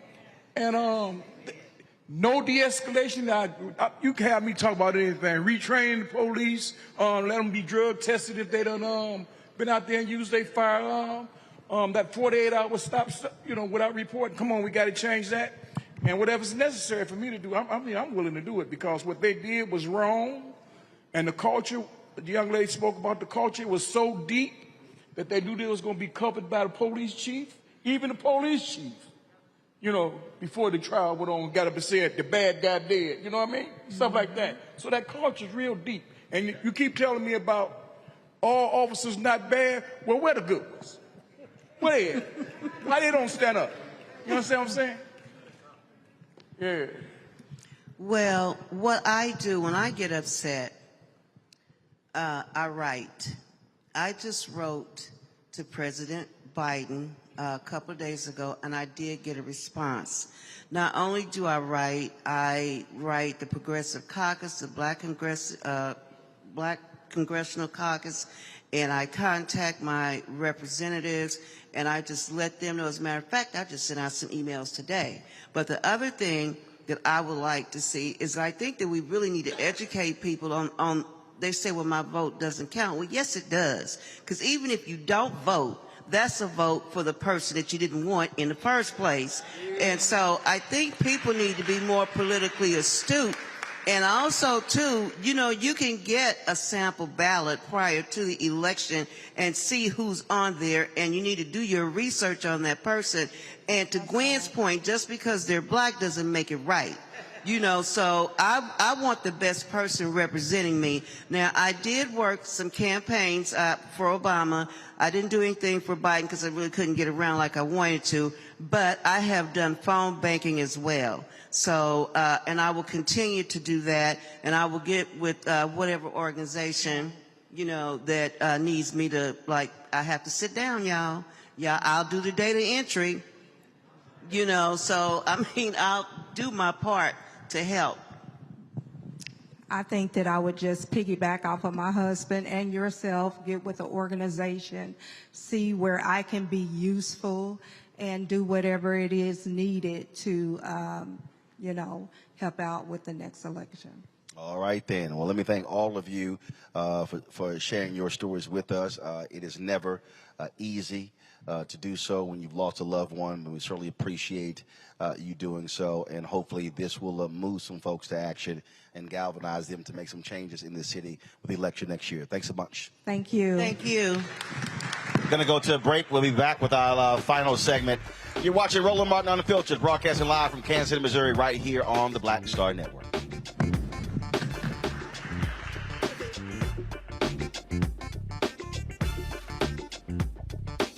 On the next Get Wealthy with me, Deborah Owens, America's Wealth Coach, you're going to learn about the silver tsunami, which means that 1 million people are turning 65 every day, and they're going to need some kind of care. You're going to meet two sisters whose situation with their own family led them to start a business in this industry, and now they're showing others. This is our passion, our mission, our purpose, our ministry. That's right here on Get Wealthy, only on Black Star Network. Pull up a chair, take your seat. The Black Tape with me, Dr. Greg Carr, here on the Black Star Network. Every week, we'll take a deeper dive into the world we're living in. Join the conversation only on the Black Star Network. Next on A Balanced Life with me, Dr. Jackie, summertime when the living is easy, or is it? Summer vacations, class reunions, kids in summer camp, all fun, but stressful. You need to get into a summer mindset and have a plan. Oh yes, our panel gives us their favorite summer planning hacks. On a next A Balanced Life with Dr. Jackie here at Black Star Network.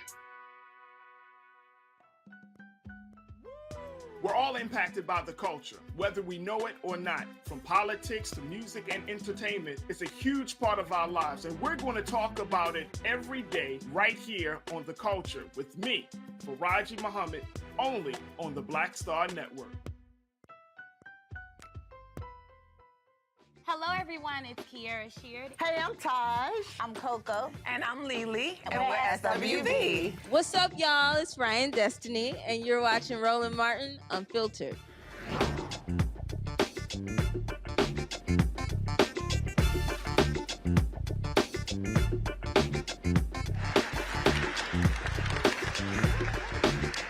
All right, folks, welcome back. This is our final segment here in Kansas City, where we're talking about black and blue, dealing with discrimination and racism in police brutality in the Kansas City Police Department. I want to start our final segment talking to Glenn Rice. He was one of the staff writers with the Kansas City Star, who actually wrote that piece that when we first talked about this on April 18th, Glenn and I go back 30 plus years in the National Association of Black Journalists. He plays that little youth group. He couldn't be an alpha, so he had no choice but to become an omega. Sorry, I mean, so trust me, we've had a few step-offs. He ain't won one yet, but and I ain't gonna make you hop out here, because I got bad knees. So you got bad knees? And I'm almost 60. My knees still work. See, that's how alphas roll, see? See what happened? Alphas got good knees. All right. Glenn, I asked this question to book authors. I always ask them what was their wow moment when they were researching or writing their book.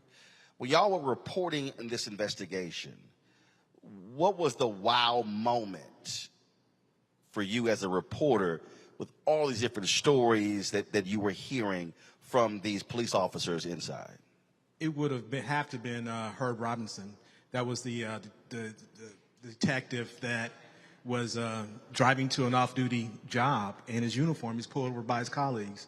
And not only... He was in uniform? He was in his uniform, driving an unmarked police car. It was registered to the police department, to the Board of Police Commissioners, and he was not disobeying any traffic violations. When he changed lanes, he put his blinker on, and he drove the speed limit. In fact, he was driving down Blue Ridge near Snybar. For those, that's eastern part of Kansas City. It goes into Raytown, and the two officers, they were in the right turn lane. They saw the car, switched lanes before the lights changed, and proceeded through the intersection, followed him for about a mile, and then they pulled him over. And when he stepped out with his uniform on, and they were shocked. And not only just hearing about it, but getting the videotape, and also talking to now he's Sergeant Robinson now, and that was probably one. Also finding out that the chief was not sincere when he kneeled at a protest. He wasn't sincere. Matter of fact, he said he did it and he didn't necessarily mean it. In fact, he did it to protect his officers. This was in May. Steve, is that correct? Of last year. It was during the height of the protest, and the police department decided to have a unity march where they, after days of unrest on the plaza, they decided to have a unity march. And at the end of the unity march, at the behest of the mayor, he took a knee. It took Rick Smith, I think, 4 days before he actually said Black Lives Matter or even uttered the name George Floyd. So I can understand, so in just in talk with that, there was another detective in homicide who was, I would say, her name is Heather Leslie, and we found some odd of things that happened with her during the protest. She was at the police headquarters, and she looked at a monitor that was positioned on the plaza during the protest, and she said, you want to know why there are any black people out there protesting? And to no one in particular, in a room full of homicide detectives. And she said, because the black people are too damn lazy. They're too lazy to get off their asses. And so not only to get that, but also get an internal memo that outlined all this. And this was written by a white homicide detective, because there was very concerned about what went down, how that went down. So there were a lot, to say the least. This was an extensive investigation. How long did y'all report on this? I spent a year of my life reporting that, as well as some other things that happened along the way. The Eric DeValcanair murder trial, the effort to get rid of the police chief, an effort ushered by some members of the police board. And that's all this happened during COVID. So we got extensive records, settlements, internal documents, lawsuits, legal documents, talked with a lot of black officers, both on the record and off the record, some who have left the department, some still remain with the department. So it was quite an extensive effort. And was it also surprising to you and the other reporters, with all of this reporting, all the things y'all laid out, at the head of the board, President Tolbert, wouldn't even comment? Wouldn't even talk? Yes, that was quite surprising. And I went to him on numerous occasions, in person, text, called, went to police board meetings. Matter of fact, I reached out to all of the members of the police board and talked to them like, you guys need to comment about this issue. I mean, you've got officers talking about rampant discrimination in the department, and none of them would comment. No. The mayor did. We met with him. We actually showed him the video of Herb Robinson, and he talked about that. We also showed him some of our other findings and so forth. So no. So aside from the mayor, no other police board member talked about our findings. I spoke with Kathy Dean early in the process about recruiting and retaining black officers, but when it came time to us to actually get ready to publish, went back to them again, emailed them, went to them in person and asked them to comment, and they collectively said no. Wow. Gwendolyn, one of the things that I often talk about, I spend lots of time studying the Black freedom movement, others call it civil rights movement. And Dr. King was never concerned about the rally. His deal was what happens the day after. We've already talked about you got an election happening next year. What do you want the folks assembled, the folks who are watching, the folks who are listening, the people who are around the country? What's next? What do you want folks doing tomorrow, and then Saturday and Sunday and Monday? Because this is going to be a daily grind to make these changes. Yeah, and thanks for that question. We need our community to show up, sign up to support local control. We believe that that is the #1 issue that has to be addressed in order for us to get any redress with this police department.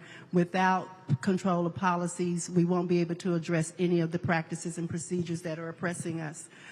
We need our community to show up and contact your city council members and let them know that you are going to hold them accountable for their vote.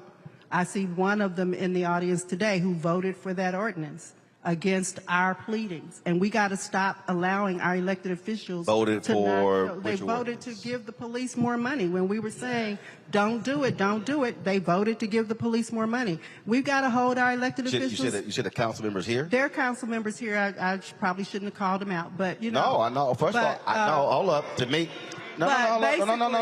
This, hold up. This is real basic for me. I would just like to know why. Well, yeah, that would be a good question to ask because we made our points. We bought the case. Oh no, hold on.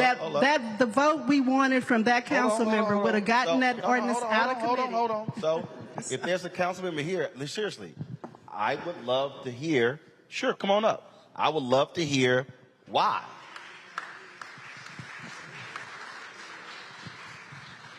I ain't got a problem asking a question. Go, step on up. If you can grab that microphone there. And so what's your name? Good afternoon, or good evening, Councilwoman Raina Parkshaw. I'm Kansas City's 5th District council person. Okay, so somebody bring me a chair. So the ordinance that we're talking about. So were you on the council when they voted to withhold the money and then they were overruled? Yes. Okay. So then when y'all had the opportunity, so according to Gwendolyn earlier, she said the judge said that the money had already been allocated, so therefore y'all couldn't you couldn't hold the money back. Yes, and Okay. I supported that. All right. So when you had the opportunity to actually do it the right way, what happened? So ultimately what happened was, I found out after the fact that there were some meetings that had occurred, some strategy meetings that occurred prior to the vote that I wasn't privy to, wasn't aware of. But strategy meetings. Strategy meetings in turn with key elected officials, with I'll just say it, I'm gonna be transparent, with the mayor to talk about to talk about the proposal. And I missed the first part. I was late coming in because I had another event, so I don't know exactly what was said earlier today before I walked in. What was said was that the city council voted to hold back funds. Then the board sued. The judge ruled against the city, but the judge did say that because the city had already allocated the money, they couldn't pull the money back. Right. The judge did say that if the city council chose to make the decision before budget allocation, that would be allowed. Correct. Yes. And so when it came down to it, the budget that was presented had $6.5 million allocated or put in for 911 operators that was in the funds that it was recommended to be put in a special fund or taken to so that the council could then have more authority over those dollars. So I received a call 24 hours before that saying, we want you to support this, we want you to vote for this. Well, I know that we need 911 operators. I know that definitely I agree we need to have reform in our police department. I know that there are bad actors, and I agree with that. But I felt that it was too much to, at the last minute, that I didn't have information to say I'm going to vote to move all of this money aside, because I understand we need 911 operators, and the 911 operators budget was sitting there. As a council member, could you have pursued delaying the vote? Could I have pursued delaying the vote? Delaying the vote. So we had we couldn't delay it any further because we needed to, by charter, we needed to approve the budget, and it had already been delayed. And so we weren't able to really delay that. Otherwise, we would be with that, we would be outside of the charter that we have. Okay. So ultimately, when it came down to it, the vote that I took was to create a separate fund, but it wasn't what the Urban League wanted, or what the community members that called me, it wasn't what they wanted me to do. But honestly, I felt that it was too much to put at risk because there was $6.5 million set up, and that wasn't just about KCPD. So what I did try to do, because I was notified in the last 24 hours, was to try to see if we could move that $6.5 million so that then the 911 operators would still be whole. Right.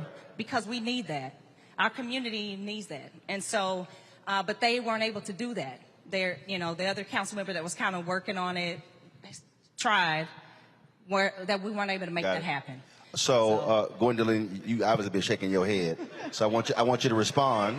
So go ahead. Yeah, first off, let me just set the record straight, because we made it very clear to you that the money for the 911 callers have been taken care of. Councilwoman Robinson told you, Councilwoman Shields, who is over the Finance Committee, went in, they fixed that budget problem, and that all we asked you to do was to vote the ordinance out of committee so that it could get to the council floor for a debate and to vote it up or down. We asked you for a committee vote, and you did not give us the committee vote to advance that ordinance so we could stand on the council floor and fight for it. That's what we asked you to do. Now, let me be real clear about the $6 million, because basically the ordinance was, what we wanted the ordinance to do was to set aside the $30 million so that the $30 million over and above the 25% required allocation could be used to invest in impactful crime prevention strategies, or for whatever the city council would have control over the $30 million, as opposed to giving it to the Board of Police Commissioners, which would have been in alignment with what you voted for the year before. So to muddle it all down into $6 million weed stuff, that was not what we were talking about that day. And that's what we asked you to do, Councilwoman. Just get it out of committee. And you gave us a whole lot of mamby-pamby responses to our requests, and then went down there and did not vote with the people. That's what really happened, y'all. And Ryan was there, all of us. So I'll allow the councilwoman to respond. Go ahead. I disagree, but I am here because I care about our community, because I want to see reform. I agree with local control. I agree that we need to reform our police department. I felt with the information that I had in that moment that it could potentially been more detrimental to our community. I'm willing to come, which is why I'm here, to work on a strategy so that we can have the accountability that we all want, desire, and deserve. So I have a couple of questions. Sure. So one, are you up for re-election next year? Yes. Are you running again? Yes. Will you commit to support the effort for complete local control of the police department? Yeah, I support that, but we need our people to come out. Wait, hold up. I support that. No, hold up. I ain't done. So, will you be a part of this coalition to persuade other council members, and also to achieve that 40,000 number, to get 40,000 people in the city to back this, so when they come vote next year, that will be a significant voting block to make this city council move? Yes. Okay. The other question, more important than that for you, is in the next budget cycle, will you vote with the people to exercise control of the purse and not keep giving the police department money, throwing good money after bad? Will you do that? Okay. She'll answer. So what I will commit to is working with you and the organizations and the community to come up with the strategy. I feel like it's unrealistic and unfair that you call me at the last minute to say we want you to do this, but I don't have any information about any strategy other than we want this, we want to pull those dollars. Okay. And I felt like it was too detrimental to our community. I was not going to have the potential of 911 operators not being available. We already don't get enough service in our community. We already don't have enough. So I commit to continue to sit and work, if you will have me, if you want to do that, all right, to work all right. on a strategy to do that. That's what I commit to. So hold up. So hold on. So when is the next, in terms of council voting on the next cycle? When is that? In March of 2023. Okay, before cool. the next election. All right, so here's the deal. What took place in the past has actually happened. So now it's, okay, what happens next? See, I don't waste time on what happened last time. My whole deal is what happens over the next year. That has to happen. So now, and we got about 10 minutes, and because again, I want to go back to it. And so, Ryan, I want to start with you here. We're talking about, again, this coalition. What do you want to see happen? What needs to happen to make sure that your legacy groups are fully listening to and respecting grassroots groups, community groups, so folks are working in partnership? Absolutely. I think, to me, we had that coalition letter, that open letter that we sent to Mayor Lucas. That when was that? That was maybe, would you say, 2 months ago? Okay, got it. Right after the vote, it was in March. Okay, 2 months ago. So yeah, probably about 2 months ago, I would say. And to me, that very clearly articulated what the community wanted. So it's very difficult for me, Councilwoman, I will have to say, it's very difficult for me to sit here and hear that what the community wanted was unclear, or that we hadn't made our demands very clear. And I feel like we all came together. We had been strategizing. We had numerous strategy meetings. I think we had numerous strategy meetings. And so, to me, I'm just saying, we made those very public. I think that the strategy was taking place. So that's just on that end. On what I personally and with people who I organize with, I have a black media organization called the Kansas City Defender. Everybody, I gotta plug my organization real quick, because I think that white media outlets in our city are not only complicit, I think that they're co-conspirators. I think they're co-conspirators whenever black people are murdered in our city. White media outlets are co-conspirators in the murders of our people. And so I think it's absolutely necessary that we have black media outlets that are able to change the narrative. And so for me personally, what I can work on and what I have been working on with people who I organize with, what we are working on is starting to change the narrative. I think we have to regain control of the narrative, because when black people get killed, the police chief calls them a bad person, or he demonizes him, or he inserts anti-blackness into the narrative and criminalizes the person. Right. And so I think, once again, just for how I am personally organizing, how I support and my organization, how we support other organizations, is we're trying to change the narrative. I think that is relevant when we're talking about things like the budget, because that's also, once again, a political education issue. I think you brought up a good point, or I think someone maybe, one of the other panelists brought up a good point as well earlier, that when you ask people, do they want to be safe, then they might say one thing, but or do they want police, they might say one thing. If you ask people, do they want to be safe, that's a completely different question. And in the way that we achieve safety, there's lots of different ways that we can think about achieving safety. And so I think that's what we're working on, and we're willing to work with all the grassroots organizations. Cool. Like I mentioned, there's Operation Liberation is doing great work. There's Friday Night Protests. There's a number of community organizations who we've been working with. I think the legacy civil rights organizations have been doing very important work as well. So I think a lot of these coalitions have already been being built, and we have extended ourselves numerous times to politicians, and oftentimes the politicians don't listen to us, quite frankly, and that includes the mayor. That includes Mayor Lucas. We met with him beforehand. We told him very explicitly what we wanted him to do as the community, as over 10, maybe 10 organizations that are black organizations. Mm-hmm. We said, this is specifically what we think is in the best interest of our community, and we said it was a dictatorial, authoritarian move. because he did not listen to what we said and he just went with what he thought was the best. And I think a lot of times politicians do that. Right. They don't and listen to the that's actual why you people. get their attention at the ballot box. And the very last thing I'll say is that in terms of these 911 operators, my question is, and what a lot of us were asking is, why wasn't that in the existing police budget that they already had? Why do they need more money for this supposedly incredibly urgent resource? That should have been already. And so clearly they were mishandling the money that they already had. So why would we give them more money? But again, part of the problem is who then controls the budget. Exactly. And see, that's where it goes to. Again, I cover city council.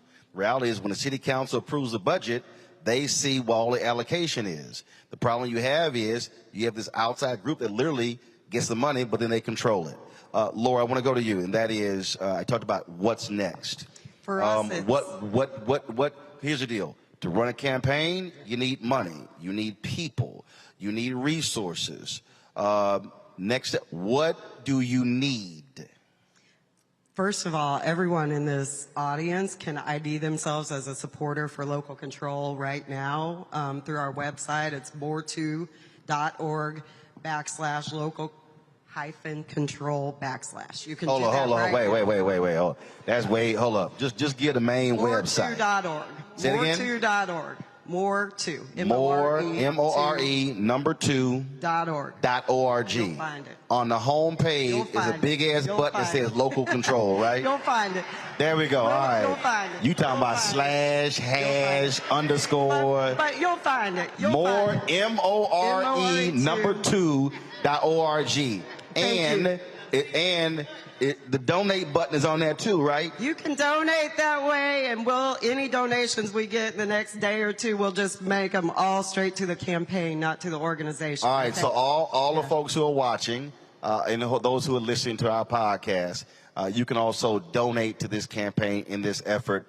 And so please do so. And then y'all let me know how much money y'all got in 48 hours. All right, so go ahead, keep going. What else you need?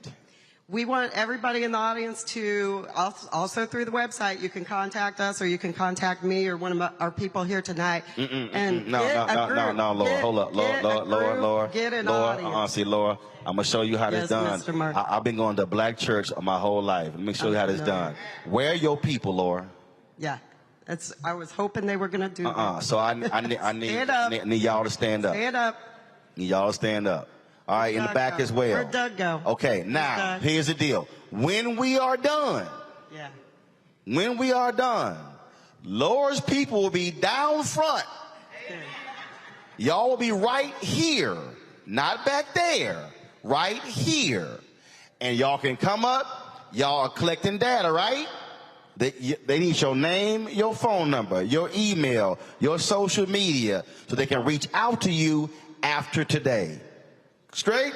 Cool. All right. Laura, go ahead. Keep going. That's all I need is we need audiences. So I had a CAPA, no offense to you gentlemen, but I had a CAPA approach me in that audience, said, where can we get you all to speak? So give us an audience and we'll come speak. All right. Okay. CAPA's finally doing something. All right. I have a CAPA board chair. I have to show respect. All right. It's all good. We'll let them have something.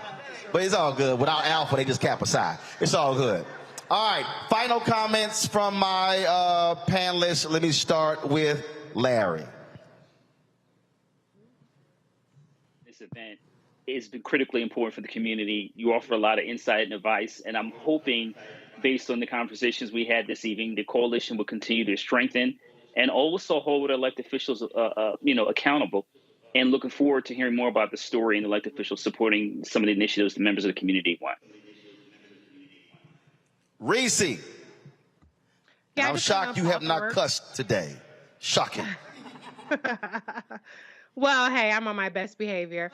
I just want to say I just think it's a wonderful display of democracy and civic engagement between the panelists, the audience, and the councilwoman who went up there and, her feet were held to the fire. But I think it involves everybody being involved and being accountable and pushing back and collaborating, because I think ultimately everyone wants the same thing, which is local control and police reform. So best of luck to you all and moving forward with this. Greg, and I want you to, I was going to do it, but I want you to incorporate what Stokely Carmichael, Kwame Ture said, that about change has never happened because of one person. It's always happened through organization. Go ahead, Greg.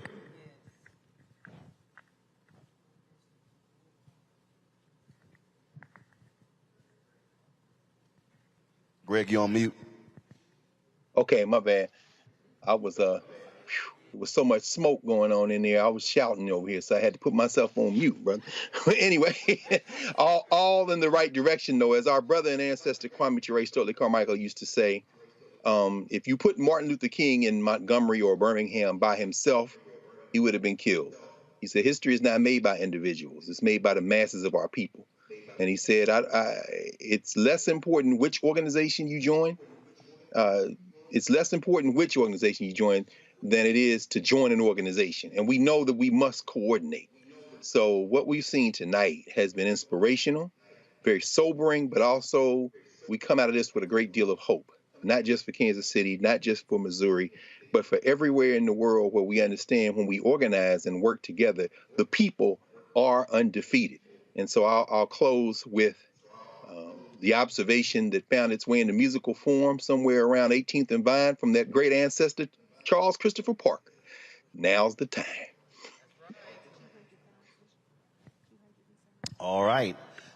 So I'm going to close it out this way. So I want everybody in the room, look to the person to your left. Then I want you to then look to your right. Then I want you to look behind you.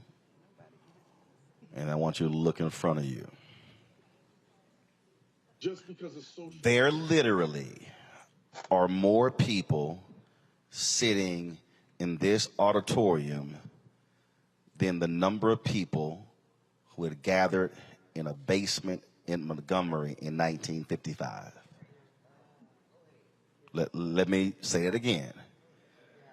That there are more people sitting in this room right now than the number of people who were gathered in a basement in Montgomery in 1955. I sat and interviewed Fred Gray, who came up with the Montgomery Improvement Association campaign. The Montgomery bus boycott lasted 382 days, but it was only a one-day boycott. 50,000 black people did not get on buses in Montgomery. And after one day, they then said, let's do 5 more. And then after those 5 days, they then said, let's keep this going. If you go back and actually look at the initial demands of the Montgomery Improvement Association, you will see that it was a lot different than what ended up being. So 382 days go by, and the Supreme Court rules that segregated busing was unconstitutional. It was that event, and there were certainly things that happened before that, Emmett Till's lynching on August 28, 1955, but it was that event that led to a 13-year struggle that we know as the Black Freedom Movement, some call the Civil Rights Movement. Are there 4 college students in here? If you're a college student, stand up. So you're a college student, to stand up. That's 1, 2. Any other college students? 3, just 4. So there were, stay standing.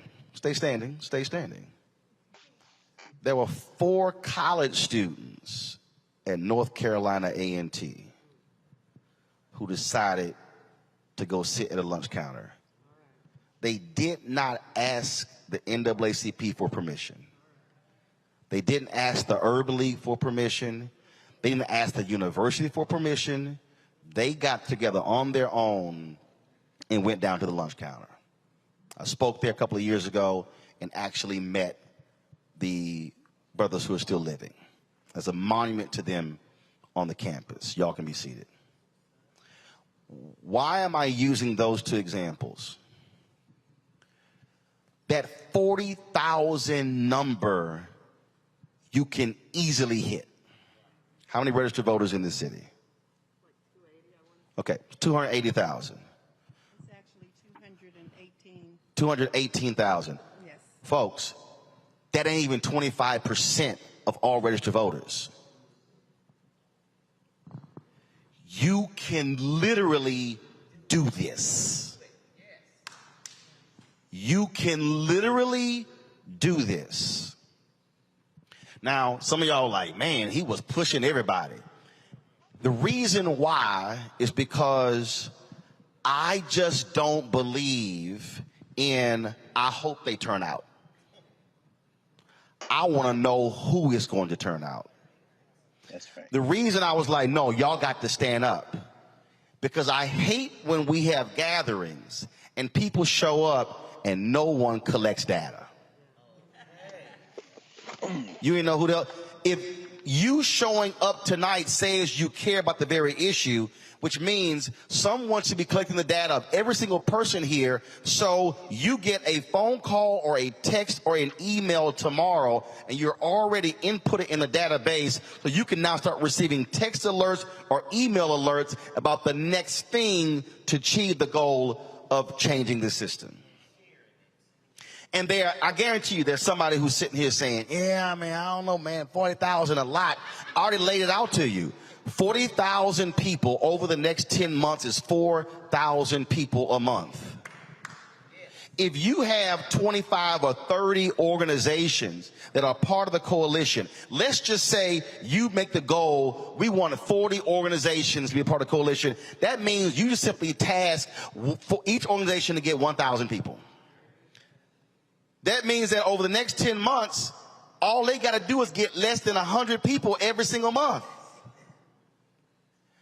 What do you think then will happen? I'm going back to Montgomery. Because trust me, the folk in Montgomery is like, yeah, they're going to get on that bus. Then they were like, damn, 50,000 black people walked. But the beauty of that wasn't that shocked the white establishment. It actually shocked black leadership. Because they actually saw what unity looks like. And then when they did it for 5 days, they were like, yo, what happened? Those four students, people forget, literally the actions of those 4 North Carolina A&T students spread like wildfire over a period of 3 weeks all across the South. The exact same thing happened. There was no Google, there was no Twitter, there was no Instagram, there was no TikTok, no Snapchat, no Facebook. It spread like wildfire. So I want you to visualize this. If you hit the 40,000 and you then elect at least 7 city council members that support your position, you now control the council. But you just don't control the council on this initiative. You control the council on every initiative. And those 7 gotta listen to the 40 because y'all put them in office. And you can tell them about that Cosby Show episode, I brought you in this world, I take you out. You can look at one of those people and say, we put you in office, we can take you out. Now you begin to say, wait a minute, hold up. Bond initiative, who gets the contracts? Now, housing, we got the 7 votes. Now, reimagining public safety, we got the 7 votes. So literally, 40,000 people organized and mobilized can elect 7 of the 12 council members, and now all of a sudden, you control the city council. And if the mayor don't act right, he gets replaced.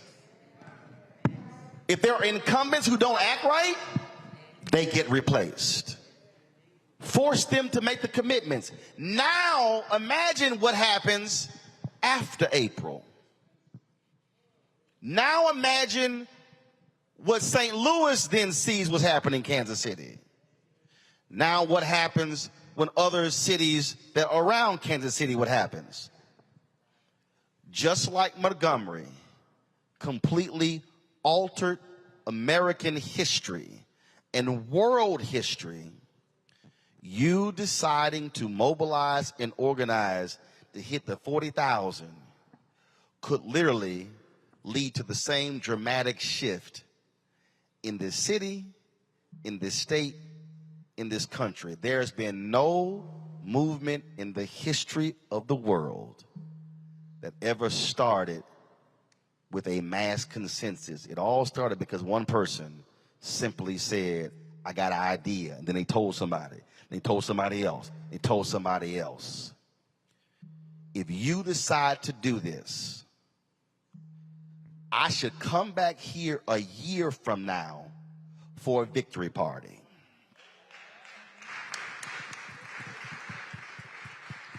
A year from now, y'all should be celebrating like crazy because you did what everybody said could not be done. That is, you got black folks and white folks and Latino folks and Asian folks and Native Americans. You got folks who are straight and gay. You got folks who are conservative and liberal. But you got folks who say we care enough about our city that we should be controlling how our tax dollars are spent. And I can guarantee you this. If you do what we have talked about today, the folk at the state capitol will then be saying, damn, are we next? And your response is absolutely. Again, folks, thank you so very much to our panel. Thank you for all of y'all for being here. Thanks for everybody who are watching. If y'all want to support, again, more2.org, give the Urban League's website. In a microphone, baby. ULKC.org. ULKC.org.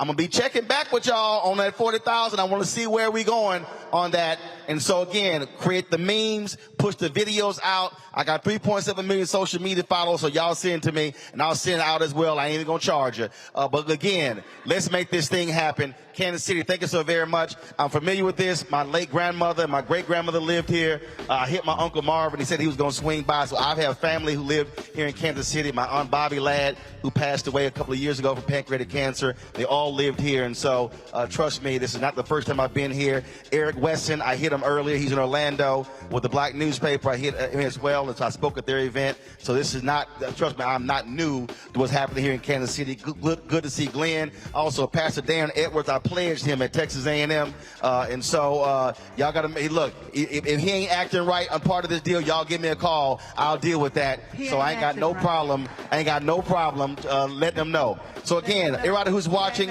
don't forget, download our app, please. Apple phone, Android phone, Apple TV, Android TV, Roku, Amazon Fire Stick, Xbox One, Samsung, and of course, support our Bring the Funk fan club, where every dollar you give goes to support this show. A bunch of y'all walked up to here, handing me all sort of cash.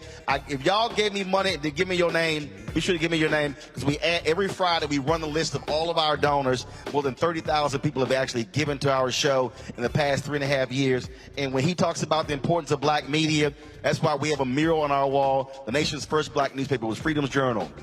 March 16, 1827, the third paragraph, they wrote, "We wish to plead our own cause. Too long have others spoken for us." And so the reason that is important is because we do not need to be asking someone else permission to have these gatherings, to broadcast these gatherings, to do these events. Because if you understand the history of black media, if you understand what the Kansas City papers did, the Chicago Defender, the Pittsburgh Courier, Atlanta Daily World, that's how we were able to get through, because black media covered our story. And I'm not interested in asking anybody permission, can I please go cover something? That's why I said I choose to own. And so when people say, man, I wish you go back to CNN or MSNBC, no, if I can't own it, I'm not interested. And so that's why we do what we do. So folks, Cash App, $RM Unfiltered, PayPal is R Martin Unfiltered, Venmo is RM Unfiltered, Zelle is Roland at RolandSMartin.com, Roland at RolandMartinUnfiltered.com.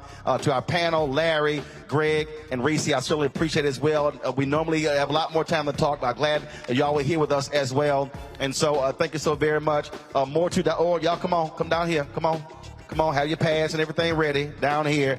Everybody here, don't run out of here. Sign up, give them your information. But again, the movement starts now.